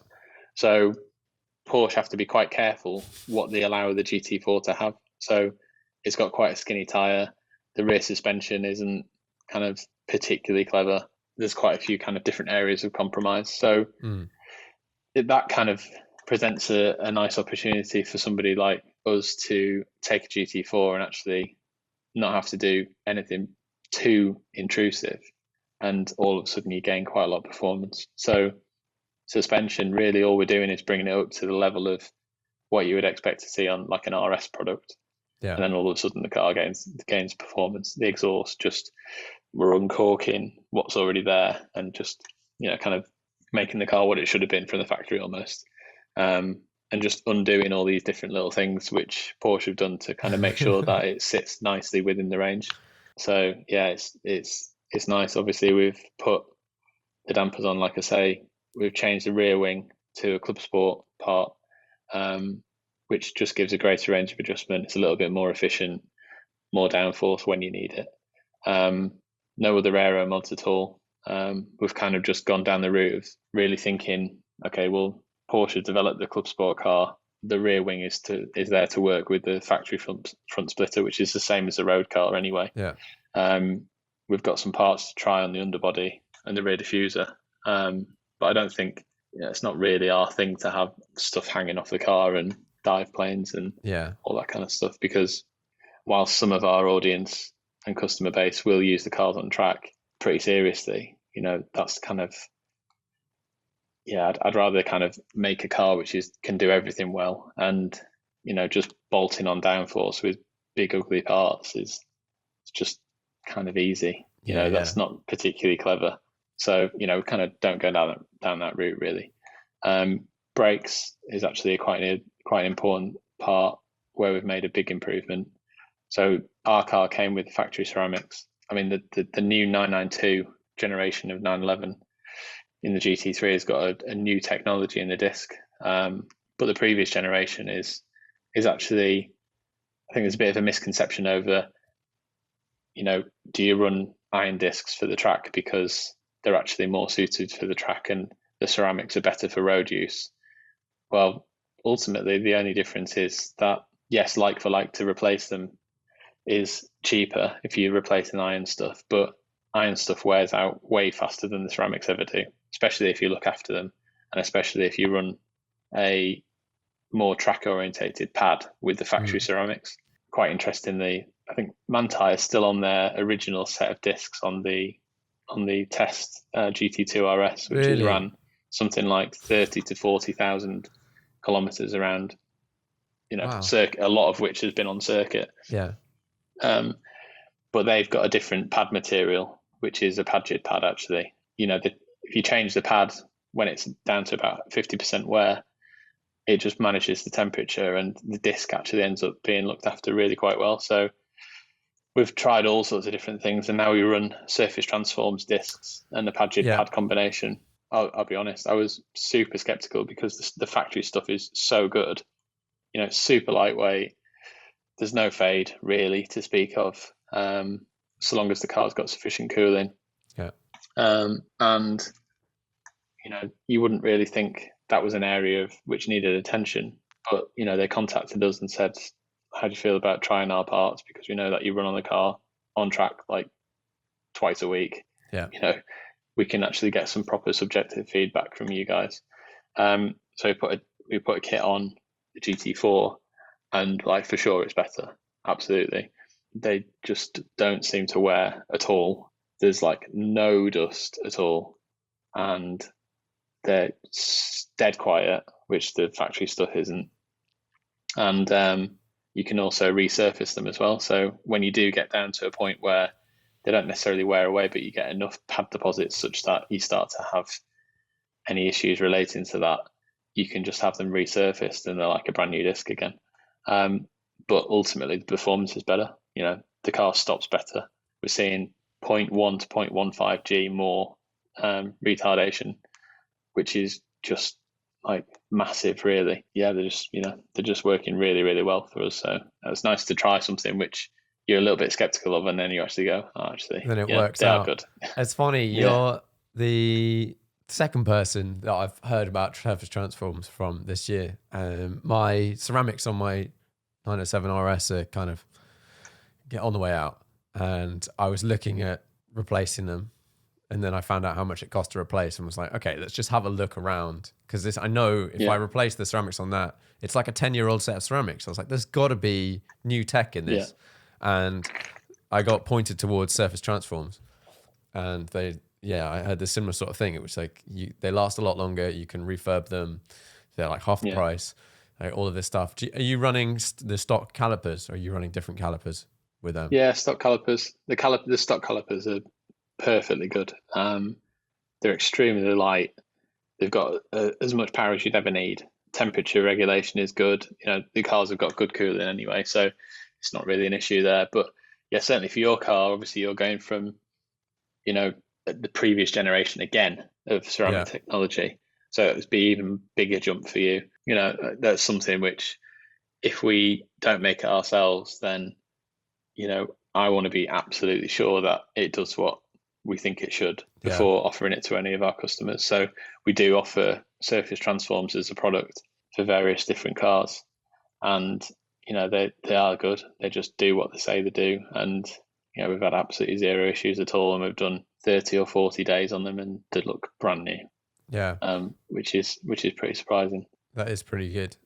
Do you because you generally test stuff on track, but presumably you also test it on road. Do you run the same pads on the road? Yeah. So we run. Again, we've got another car which I say look after, but we've done a lot of bits too. Good friend of ours, Jonny Cocker, who has got a GT3RS Vicec car, and that's got a ton of bits on that car, and we kind of use that as more of that literally only gets run on the track. I think I've driven that car from our workshop in Warwick to Silverstone on the road, and other than that, it gets trailered around. It's just kind of that just literally gets run on track. It's done 5,500 miles on track. So there's no better test bed for something which is, our products than getting beaten up every day, day in, day out, under proper conditions. But that car runs the track pad option, and our car, the 718, runs the road / track pad. Yeah. Realistically, yes, there is a performance advantage, but only if you've got the tyre to support it. So on Johnny's car, we've got Cup 2R tyres, which the track pad can kind of match, and that's kind of a good match. But with a normal Cup 2, the track pad is actually a bit too aggressive. So you get into ABS activation too soon, and the calibration doesn't really kind of match up. So yeah, there's more than just obviously the overall power. It's the way that the bike comes in and the curve of that, if that matches up with the way that the tire works and all this kind of stuff. So we've tried like a number of pad options, but realistically the pad which makes no noise and makes no dust and works from complete cold is absolutely fine. And I was driving the GT4 in the snow the other week, and it's just fine. The brakes work from absolutely stone cold, and they didn't even make a noise then either. So our products are, yes, we can kind of more easily make something more track focused, but I think ultimately creating a package of parts which works well on the road and track is sometimes more challenging, because you kind of have to try and achieve a broader range of targets, whereas on the track it's like, they make a ton of noise, and they're a bit too bitey and Yeah. they're not particularly fun and all this sort of stuff, but it's 0.3 a lap faster. Well, yeah, running. Why wouldn't you? So there's way more compromises to be made. Yeah. I like how you've come out with some things that I haven't seen anyone else do. That you have a sort of bolt-on set of tips that make your car quieter, which I was looking for that forever as a product, just as like, I actually don't run my car on tracking it that much anymore. So it was one of those ones where I looked at, and this was a perfect example. I was like, well, I'd kind of like to try it out, but I don't necessarily so I don't necessarily want a titanium system. I would definitely have bought a steel system, and I'm somewhere in the middle. And then I don't know, maybe we'll work that out at some point. But yeah, like as a product, I thought that was such a neat idea. And how much noise do you save, but like volume do you save with that? Between 5 and 6 decibels static, and dynamically it depends on where the noise meters are. Obviously on the GT3, so 991, 997 generation, the tips are a bolt on, bolt off. Yeah. So just thought, right, if we can make a set of tips which flow sufficient amount to to not restrict the power at all, and also way less than the stock tips, then we've got a product which is genuinely a win-win. So you reduce the sound level, you're not losing any power, and you're not applying any more load on the system at all than the factory tips would. So between 5 and 6 decibels reduction just with a 2-minute change, which, you know, a lot of our customers have just got them in the boot, because if you go to Donington and you're doing a 98 dB day and your car runs 97.5 dB every single day you're there, but then it's wet and it's a bit humid and the noise and the wind's blowing in the wrong direction, and then all of a sudden you're 100 dB. Well, they don't care that you've done 10 days previously and passed. It's like, today you're over the limit. So having something like that which you can just stick on the car, and all of a sudden you can run for the rest of the day, and, you know, ultimately they're a bit of an investment. You're not necessarily going to run them every day that you're out. You know, you could save yourself, you know, but we've seen it the number of times. Donington is the worst for it, where there seems to be some level of inconsistencies with noise limits and day to day. I think it's just the nature of, like, the track's in a bit of a bowl, and humidity levels and all sorts of stuff at play. And there seems to be quite a variance, and all the Porsches are pretty much on the cusp of passing 98 dB days anyway. So if anything kind of goes out of whack a little bit, then all of a sudden you can't run. You know, there's guys, like, I was there, I felt really sorry for a bloke, and he'd driven from Cumbria, stayed over the night before, taken a day off work, was at Donington. He was there, he did 2 laps, and then the black flagged him. So I'll make your car quieter, and he's like, I can't. Went out again, black flagged him again, he had to go home. It's like, well, it's taken 2 days off work. The track day was like 700 quid. He's prepped his car, he's looking forward to it. So it's not only is it financial, but you kind of blown your day. So we've kind of created product lines like that for all of the cars, really, as much as possible. So 997 and 991 GT3 models, we've got a bolt-on tip. 718s, we've got a bolt-on tip for our system. We're also making a solution for the factory silencer as well. So if you ran the factory rear silencer on the 718, but you had R manifolds or OPF deletes, say, for instance, you can still then quieten up the sound level of everything, which is a nice solution. And then we've got something coming for the 981 GT4s, because they're really, you know, as you know, quite loud from the factory. But it's just a nice mod, just trying to use our experience. You know, there's no guesswork there, in the sense that we can test it in all these different circuits on all these different cars. We know it works. So I just wouldn't want to put my name to something or sell a product to somebody and not really understand it myself fully. You know, in all sorts of different situations. Yeah, I totally get that, and it makes a lot of sense. I'm the person that measures. I want to be like well underneath, and I'll like measure the car before and all that sort of stuff. But I've had it in the Radical where they're like, yeah, you need to make it quieter. And you're like, well, we've run here like 100 times. What's the problem? But then we have some, you know, tips or whatever that go on and make it quieter, and it just is the way it is. But it's definitely a good option out there, because sometimes these things happen, and you might want to go and run it exactly. a day that's just a bit quieter, and that is a bit of an issue. I'm sort of, and it's difficult now because so many stock cars are not quiet enough. I think they've started to go back that way now, though, it seems. Yeah. So unless you've got a Lamborghini, which God knows how they get away with what they do, but everything's starting to go quieter again. So like the 991 and 981 generation GT cars, a GT4 is like 90, 98, 99 dB, 100 dB on a bad day. So all of a sudden, like, you can only run the car at Silverstone. And then 991 GT3, again, similar, 97, 98, they can fail even in completely stock form. The way stuff's going now, the OPF GT3RSs are like 93 dB stock. Wow. And then the 718 GT4 is like 89, 90 dB. So they're like super quiet, which is obviously good from a perspective of you can run it on track and you don't need to worry about that. But then you're kind of into the other issue where somebody's trading in the 981 GT4 and getting into a 718, and it's like, well, why does it sound so bad?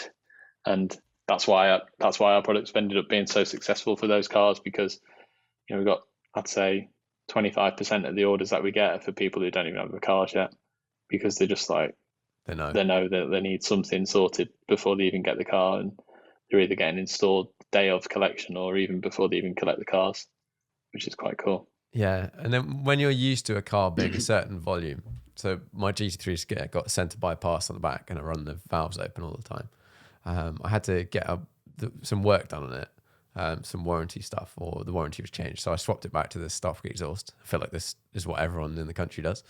And then they're like, oh, this exhaust is quite clean in comparison to everything else. It's like, yeah, because it's never been on the car. Been in my garage. Yeah, but I drove the car back from the dealership and was like, this is shit. Because I'd forgotten what it was like with the stock exhaust, and how there's a certain level, I think, a certain volume level, and maybe as I get older, I can accept a slightly lower volume level.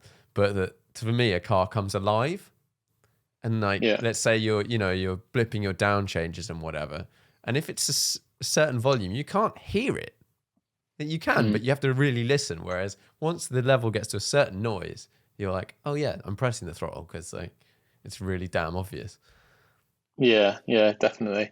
I think it's a big part of it, isn't it? And I think the way cars are going, and ultimately with hybrid technology or full electric and all that sort of stuff, it's a big part of the driving experience. Whether or not, I think anybody can argue how capable an electric car can be versus an ICE car. It's there's no question that a Taycan Turbo S is probably faster than most of the other Porsches available, including the supercars and track specials and everything like that. But does anybody really care? Like, I think cars are so fast now. Realistically, even your average hatchback is they're not slow. I think people are past caring so much about actual performance, and it's feels like starting to switch back into that whole driver involvement thing, like the Gorey, the T50. That's going to be a wacky fast car for sure, but realistically, it could be a whole lot faster if it didn't have a manual box in it. They could have more power, and it could be a bit heavier, and it could have a bit more aero and X, Y, Z. But ultimately, I think people care more almost about driver involvement.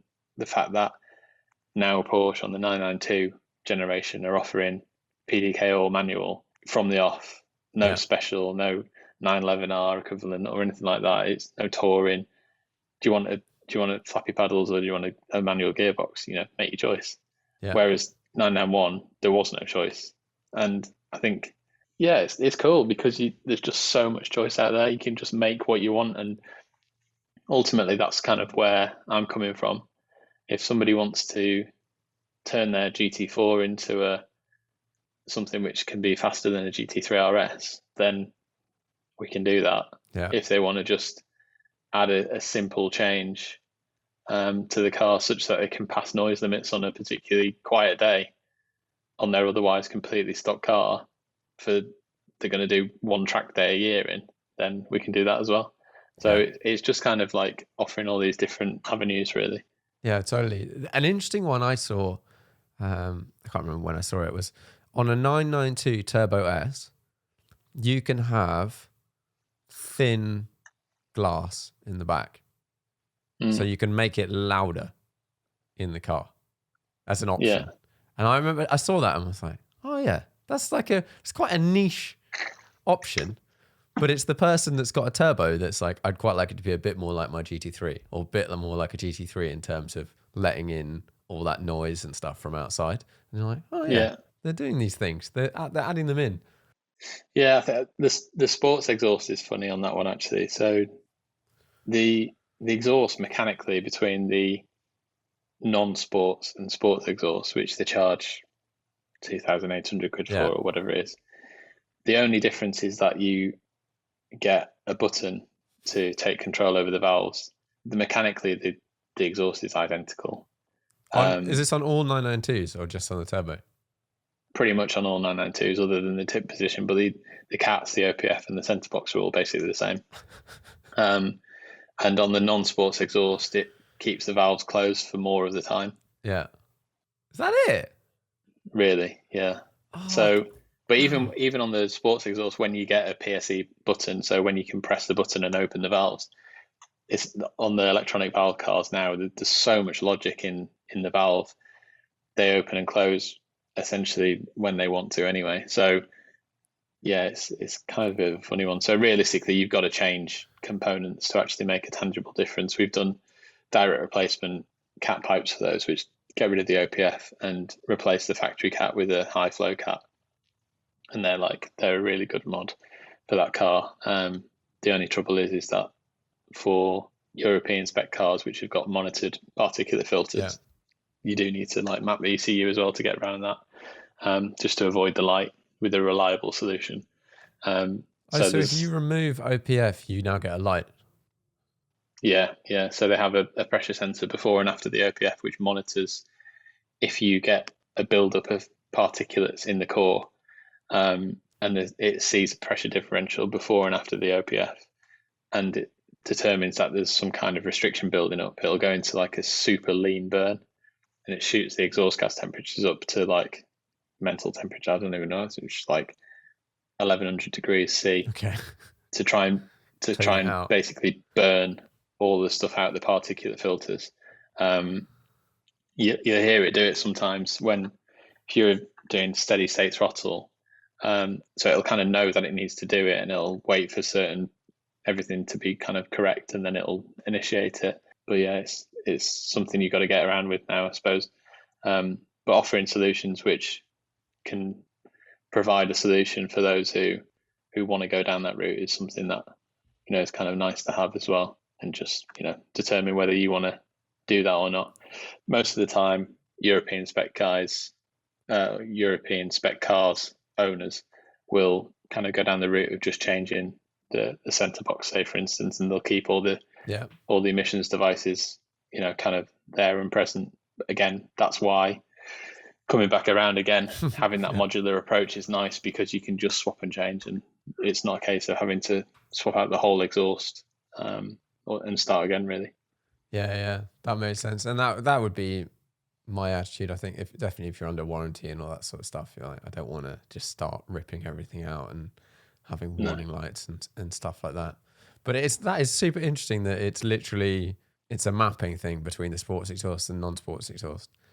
Yeah, pretty much. Yeah. I mean, you do obviously you get the button, but the exhaust has still got valves in it. Still, yeah. Because I have a thing for my 997 that I plug in the back that gives me a switch, and I can have it fully open or fully shut. I think they now do one where you can have it as auto as well. And that, I would say, for anyone that's got a 997 GT3 or RS, that's the best starting point, hands down, for modifying your exhaust. Because I hate the sound of a closed exhaust. It kills all character. All of the nice noises that come out of exhausts and engines come out when it's open, and it's nothing to do with the volume. Yeah, I mean, even on the GT cars, which have got the vacuum operated exhaust valves, even when you've got the exhaust button open, the valves will be open at idle, and as soon as you basically release the clutch out of first gear, the valves will close again, and they'll stay closed until 3,800 RPM in GT3 products, but in 718 GT4 they don't open until 5,000 RPM in first two gears. So basically until, and the gearing's long on a 718 GT4, so unless you're doing like 70 miles an hour in second gear, the valves don't even open. So it's it's quite interesting having that additional valve control, and being able to physically keep them open at all times is quite a nice mod, like you say. A lot of guys are doing that on the 718s. And is that a relatively easy thing to do on the 718s? Yeah, we don't offer that product ourselves. Just, do you know what it looks like? It's a little module which is basically goes in line with the controller for the factory exhaust vacuum operation. Okay, so and it's basically intercepts that, and you've got a little fob, and you can just you can either resort to factory operation, or you can just pin them open at all times. So it's quite simple in that respect, but it's nice to have to be able to just if you want to have them open at all times, you can do that. Yeah. Have you thought about playing with gearing, or is that at the level you don't want to be starting taking people's engines out? Yeah, I think the gearing side of things is funny. No, we've got a solution which makes the gears shorter, and that's more power. That's what I say. Yeah. I think it sounds silly, but the gears become shorter if you're pulling harder through them. On track. And one of the reasons why the 718 and Spider, GT4 and Spider 981 SL got so much stick was, the engine's not got particularly that much power or torque. So if you're basically pulling through gears with half throttle in a GT3, I bet the gears would feel long in that as well. If you look at RPM, red line in second gear in your car, 997 GT3, I'm pretty sure it's just over 80 mile an hour. In a 718 GT4, it's like 84 miles an hour. Yeah. It's basically the same, but you would never jump in a GT3 and go, the gears are so long. Yeah. Because you're pulling through them pretty quickly. So there's a number of reasons why we don't do that. One of which is the problem kind of goes away, and you just don't think about it once you've got more power. But also, if you change the gear set themselves, then you end up with really weird ratios, and it's kind of super close from second through to fifth, and then you get a big rev drop, and fifth and sixth just feel like overdrive, even though they're not. Right. And on track, it doesn't make the car any faster, and on the road, you just end up changing gear more. So I don't think that's, for me, is a great solution, because there's nothing wrong with the gear drops and the splits and the ratios themselves. It's just like the whole lot could do with coming down. Yeah. But there is also a solution for that. You can change the crown wheel and pinion, which changes the diff ratio, and then all of a sudden it's, everything chops like, I think it's about 20% off each gear. Yeah. But the trouble with that is that essentially you've only got the same amount of room to play with within the diff casing. And once you change the ratios to something which is more preferential for it, like a shorter gearing ratio, the actual drive surfaces from the crown wheel to the pinion end up being reduced, and then ultimately that's going to have an effect on the durability of the part. So it's a bit of a can of worms. I've not gone down that route. I would, I don't really speak about it, because I wouldn't want to kind of come across like I'm saying that they're not good solutions. They are good solutions for a lot of people out there, depending on how you use the car. But for me, and for my customers who use them on track, it's not something that I would particularly advise, just because I don't think that A, it'll make the car any faster ultimately on a lap time, and B, I wouldn't want to make the car no faster and less reliable, just for the sake of feeling like you're changing gear more. So it's a bit of a funny one, that I think, like I say, the best solution for me is just add some more juice, and then all of a sudden it just feels more exciting anyway, really, to be honest. Yeah, I totally get that. Fair enough. And definitely if you're using it on track, then it's you don't Yeah, necessarily and want to change the gears are more. good on track. I mean, you're a little bit in between gear. Donington's a bit of a funny one. You end up being in between gears everywhere at Donington, but everywhere else I've been with the car, it's actually okay, to be honest.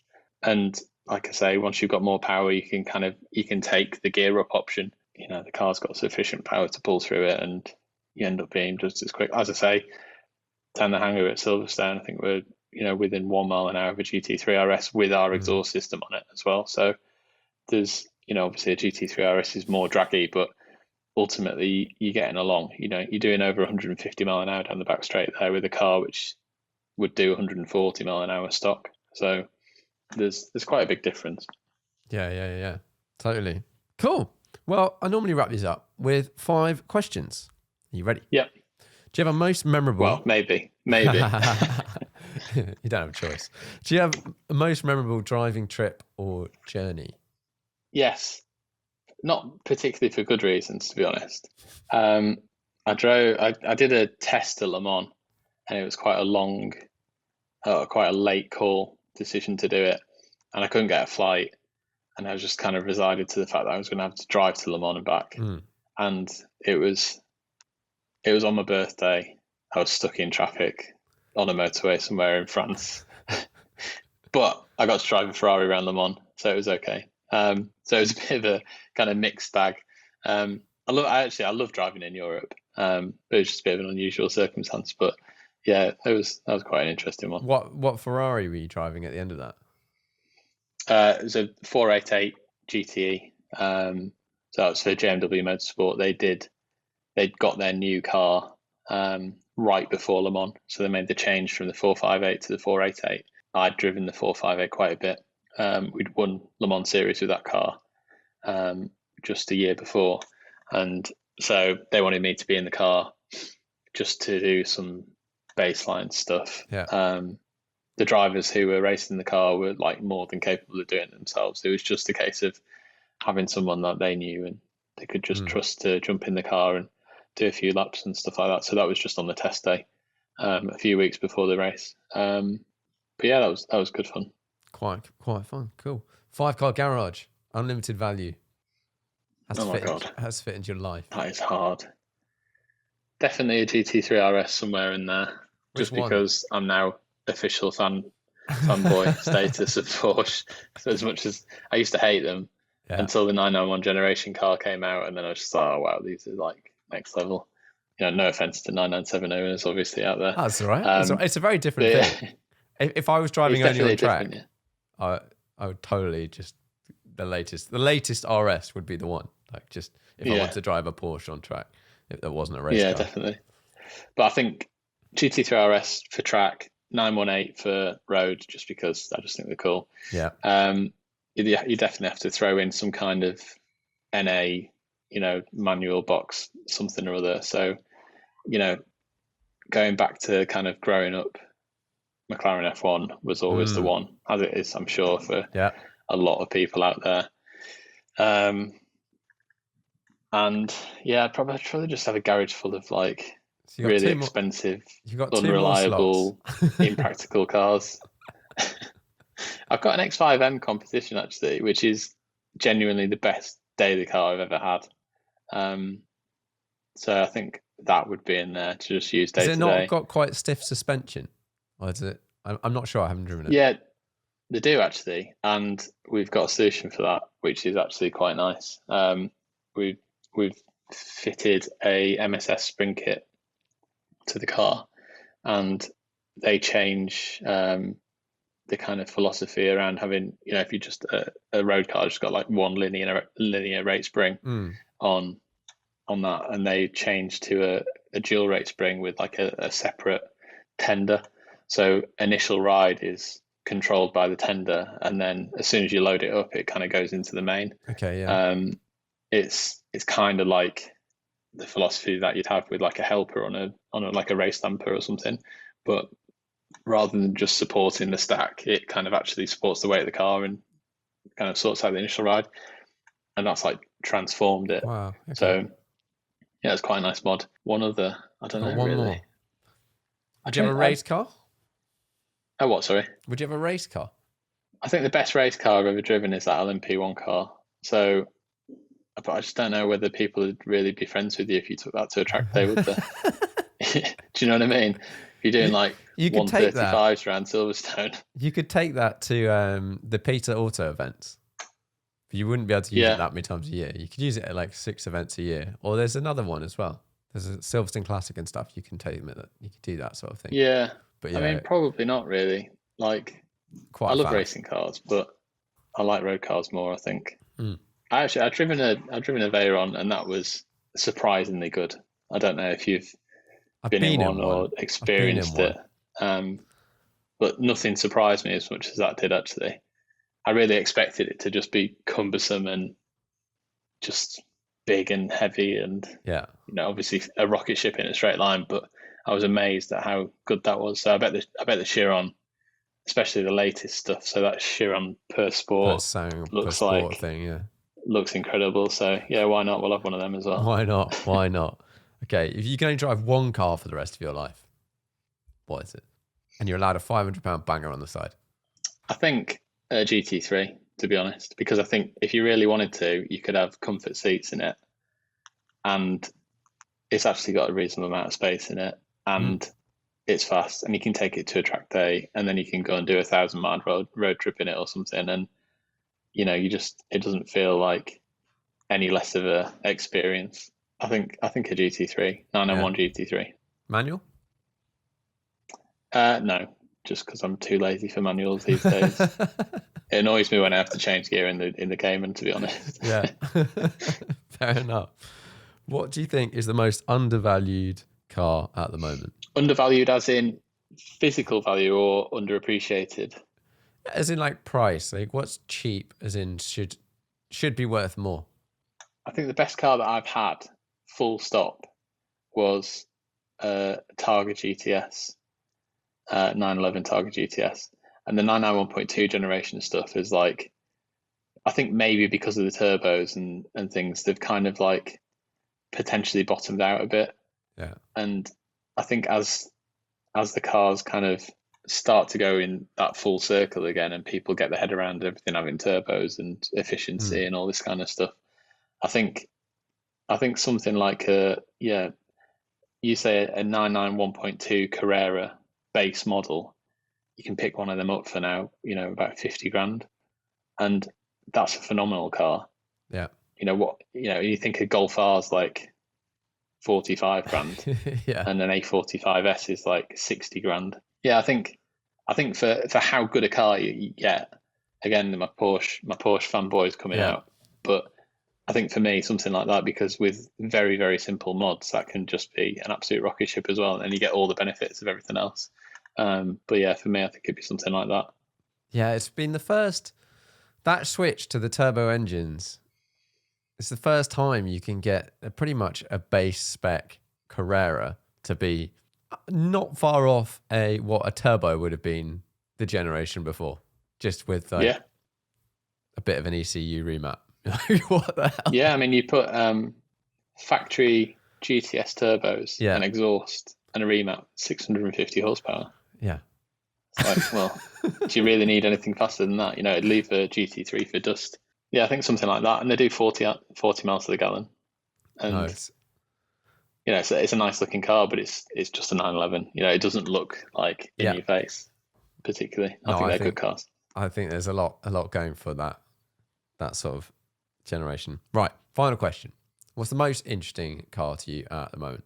I just watched the T50S video yesterday, so this Gordon Murray Automotive thing. And I just think, for me, that's just it. I think maybe like I'm on the cusp of the generation who really like a screaming NA motor, low weight, not something which is massively aero driven.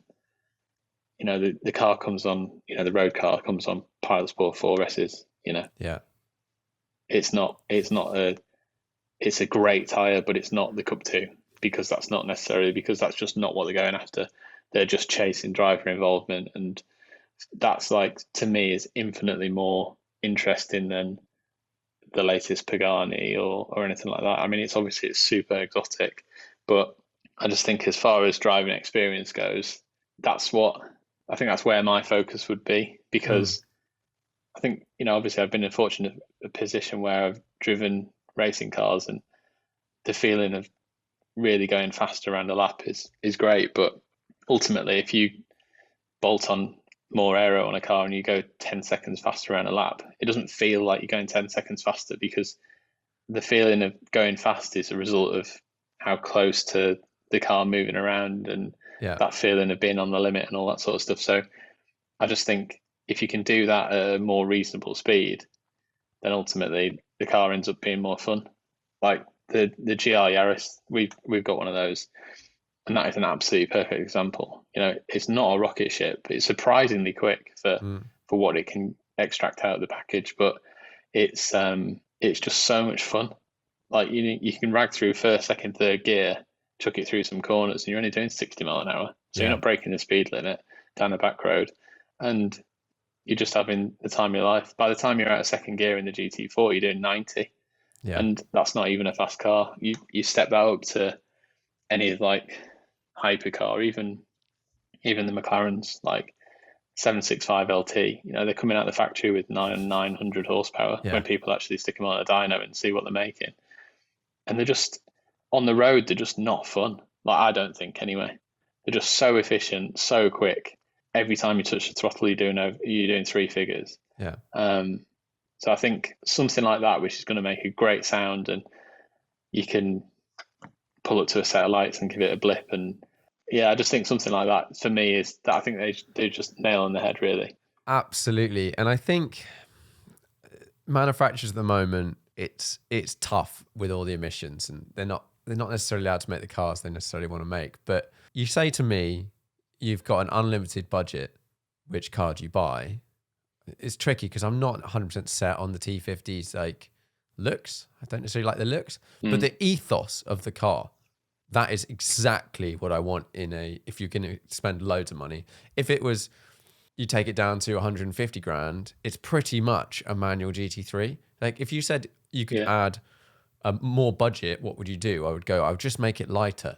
I would make it lighter, still have a manual gearbox, make it rev, and have a similar amount of power. And if it could be 1,000 kilos or 1,100 kilos, that would be amazing. And that is literally all I want on the road.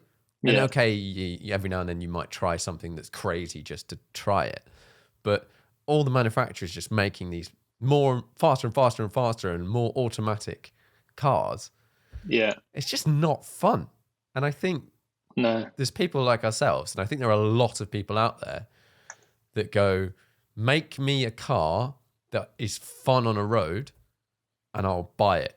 But all this other stuff is just like, it's just not that interesting to me anymore at all. I think you're right. I think that kind of comes back around to what I was saying with the GT3 generation race cars.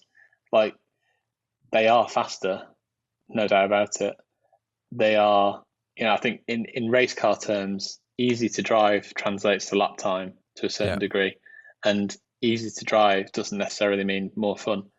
Whether a race car is fun or not to drive is irrelevant, isn't it? People are focused on lap times, of course, but for a road car application, if the car's more fun, generally means because you're working around a set of compromises. So, does the car move around a little bit more? Is it just feel a bit more nimble on its feet? Is it just actually got less grip than what it could have, but at the detriment of performance, overall lap time? But it actually just makes it's such a fine balance. And that's where I think Gordon Murray's keeps referencing, the McLaren F1, because that's still when was that made? 95? Is it? Yeah, something like that. I'm not 100% sure. F1. Yeah, it's quite a long time ago. People still talking about it now, like nothing else has come close to it. I mean, I've never driven one. It's unlikely that I'll get the opportunity to do so, but like you say, if you're going to say what would you make a perfect example of, I think a 718 GT4 with a GT3 engine in it, which revs to 10,000 RPM, which makes 600 horsepower, which has got independent rear suspension and maybe a bit of a wider tyre. Would you want anything more than that, really? That's that's probably where I'd go with doing something like that. And will that ever get made? I don't know. I don't know whether Porsche will go down the route of doing that. So rather than making a 1,000 horsepower hybrid, which weighs 1,500 kilos, will they make something which weighs 1,000 kilos and it's got less power and a manual box and it's just a bit more involving? So much better. Like, you know, and I think there's an opportunity for manufacturers. Like, well, one example of this, which is I think is hilarious at the moment, is the Ferrari SF90 4-wheel drive hybrid, heavy. Like, I don't know how heavy it is, 1,600 kilos, 1,700 kilos. And they put recently, a bunch of Americans found a road and put a 765 LT against an SF90. They're the same speed, like literally pretty much the same speed. The LT is possibly a tiny bit faster when you're rolling. You go, well, one of those is 1,000 horsepower, 4-wheel drive, blah, blah, blah, blah, blah, blah. And one's rear-wheel drive, light, 12 something with a lot of horsepower. Like, there's absolutely no question if I was buying one of those cars, which one I personally would buy. I would buy the light one, because what's the point in having more weight? Like, it's ridiculous. Yeah. But looking at, say, McLaren, these companies like Ferrari and McLaren, they've got an opportunity to go, right, we're making, let's say, the 720S. This is just going to be the tech monster, really fast, still light, just crazy fast. And then they're making a car to slot in the middle.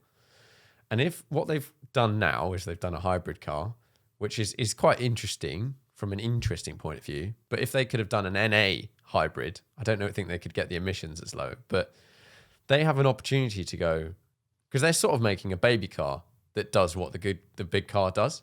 So you kind of you pull people away from buying the more expensive one because they're all really fast.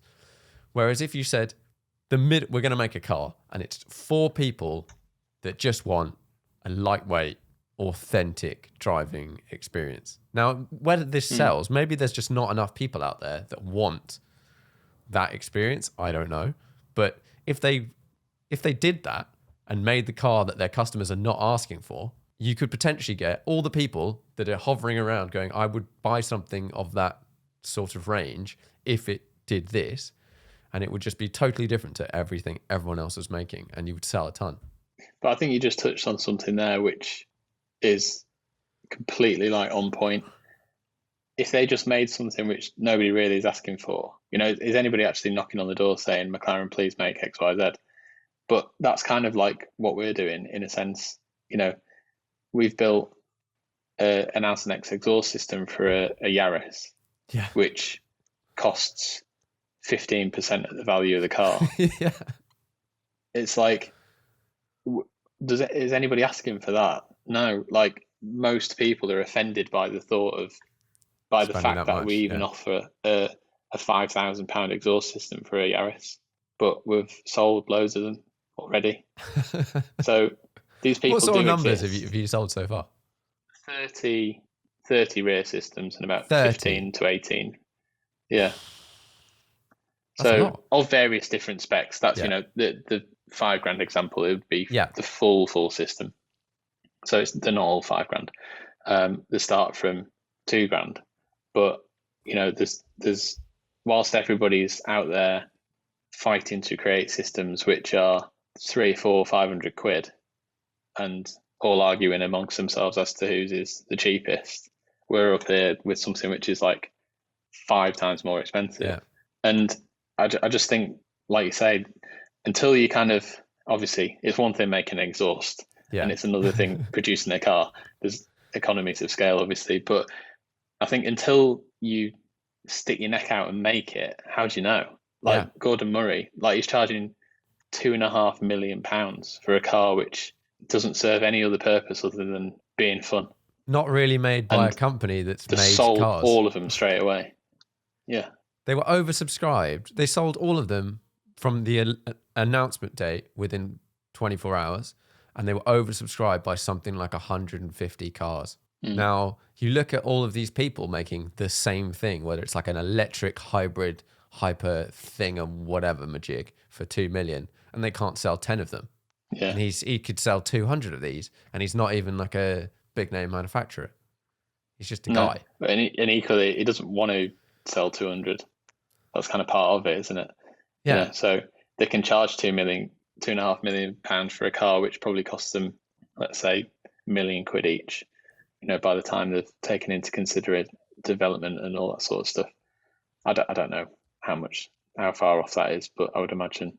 But imagine, let's say Ferrari. Okay, Ferrari's a bit unique because they can sort of sell the cars irrespective of how good they are, and they're all good, but like, you know what I mean? You can take the roof off and sell it for 2.5 million and people will buy it and then be like, hang on, I have to wear a helmet all the time. This is weird. But if Ferrari turned around and made a manual high revving V12 in a road car. But everybody would buy it, of course, yeah. But I think it's nice, when people stick their neck out and do something which not everybody's, it will offend some people, and it doesn't serve a purpose really. Yeah, I think it's great. Do you need a T50 in your garage? No, but do you want one? Yeah, well, most people probably do, and that's cool, isn't it? Ultimately, I think just sticking your neck out and creating something which is a bit out of the ordinary. But I think everything is going back to that. I think the manufacturers are all starting to understand that just being fast in a straight line or a lap time or anything like that, it doesn't actually equate to the amount of fun that you're going to have driving the car. And people want to have fun, surely. Yeah. And that's why we've seen the rise of the resto mod and all of those sorts of cars, because essentially people are taking old cars and turning them into this thing that you can't buy from a manufacturer anymore. Now, possibly for safety reasons and whatever, but I think a lot of people would like to buy a new. I like safety, and I like the fact that all of those sorts of things. I like to be able to plug my phone in and whatever. So if someone made the new car that I really, really, really want, absolutely buy it. But at the moment, we're just ending up with this. Maybe we should make one a Yaris NA. 100 horsepower. No, that's a bad idea. No, thanks. You keep making the exhaust and selling them to people that have bought it as a toy, and you'll do well. Because I feel like a lot of people have bought them for fun. They're like, this is fun. I've owned a lot of other cars, but I still want a Yaris. Yeah, I think our customer base certainly is those owners. I'm not trying to appeal to any particular set of customers with any of our products, really. We make stuff, make sure it works, and then present it in a way that it's attractive to those who will appreciate that, the work that's gone into it. But I think our Yaris stuff is really for those who are going to they've probably also got a GT3 in the garage and amongst other things, and they're using it at a weekend. And if they've got a track day booked at Alton Park and it's like the heavens have opened, do they want to take the £250,000 GT3RS, or are they going to jump in a 30 grand Yaris and have probably just as much fun and be basically as fast with, a lot less risk? Totally. Yeah, you're probably just going to jump in that. And that's a big part of our client base for the Yaris stuff, is a lot of them are existing customers who have already got Porsches or Porsche products from us. So that's been quite interesting, really. Yeah, and that I think that sort of surmises it all. Like, you build a cool car and people will come and buy it. Because if you'd said to your GT3 customers, do you think you would be buying a Toyota in 2 years' time? They'd possibly go, I don't see me looking at any of the current range and going, maybe a GT86, but like unlikely to buy anything. And then they come out with something that's genuinely cool. They're totally different to what everyone else is doing. Built a rally car, plonked it on the road. It's probably cost them a lot of money, whatever. But I'm excited about Toyota again. And I think a ton of people are going, I massively rate that they didn't need to do this. It didn't make any sense. It's a manual, like all this stuff. But I want one. It's a marketing exercise, isn't it, really? That whole car, when you think where it was born from creating a homologation special to go racing, or why did Toyota go racing? To sell road cars, to have Toyota brand talked about in the press. Like, you've not been able to see anything other than Toyota for the last 2 months, really. I know obviously that'll die down, and a lot of people are saying, well, it's just hype. Like, I don't get it, it's hype. And they also almost don't want to like the car just because people say it's good, which is fine. But until you drive it, like, it is good. All these guys who know what they're talking about are not all saying the same things. Yeah. Just to get on the bandwagon. Like, the car is a lot of fun, and they've sold all of them. And I think now if you order one, it's like May 22 before you get one. When I ordered mine, I got it within a month, and that was only in November. Yeah. So it just shows like the interest, and it's done its job. They're going to sell a load of cars, and they'll probably sell a load of other stuff off the back of it. Yeah. So yeah, it's nice when people stick their neck out a bit and go with an idea. So yeah, it really is. and they need to see do what that. comes next. Wasn't it? It was Henry Ford or someone said, if I ask people what they want, they'd ask me for a faster horse. Yeah. I suppose it's full circle, isn't it, really? But yeah, it'd be interesting to see what comes out. I wouldn't be surprised in the next few years to see more and more lower powered lighter cars. Yeah. Whether they're NA or turbocharged, I suppose it's emissions, isn't it? But yeah, I think it's interesting to see what will come. I think that people are definitely getting it, and like you say, the likes of Singer, they jumped on that like probably before people even realised that's what they were really wanting. Yeah. And now they're so established that you can't buy one of them, and they're just, what are they doing? They're taking a 964, making it look like an older car, putting modern tech in it, and there you go. There you go. £1 million, please. 800, 900 grand. Yeah, exactly. Yeah. It's crazy. Yeah, exactly. Cool. Yeah. Well, thanks very much for coming on the podcast. No problem at all. It's been fun.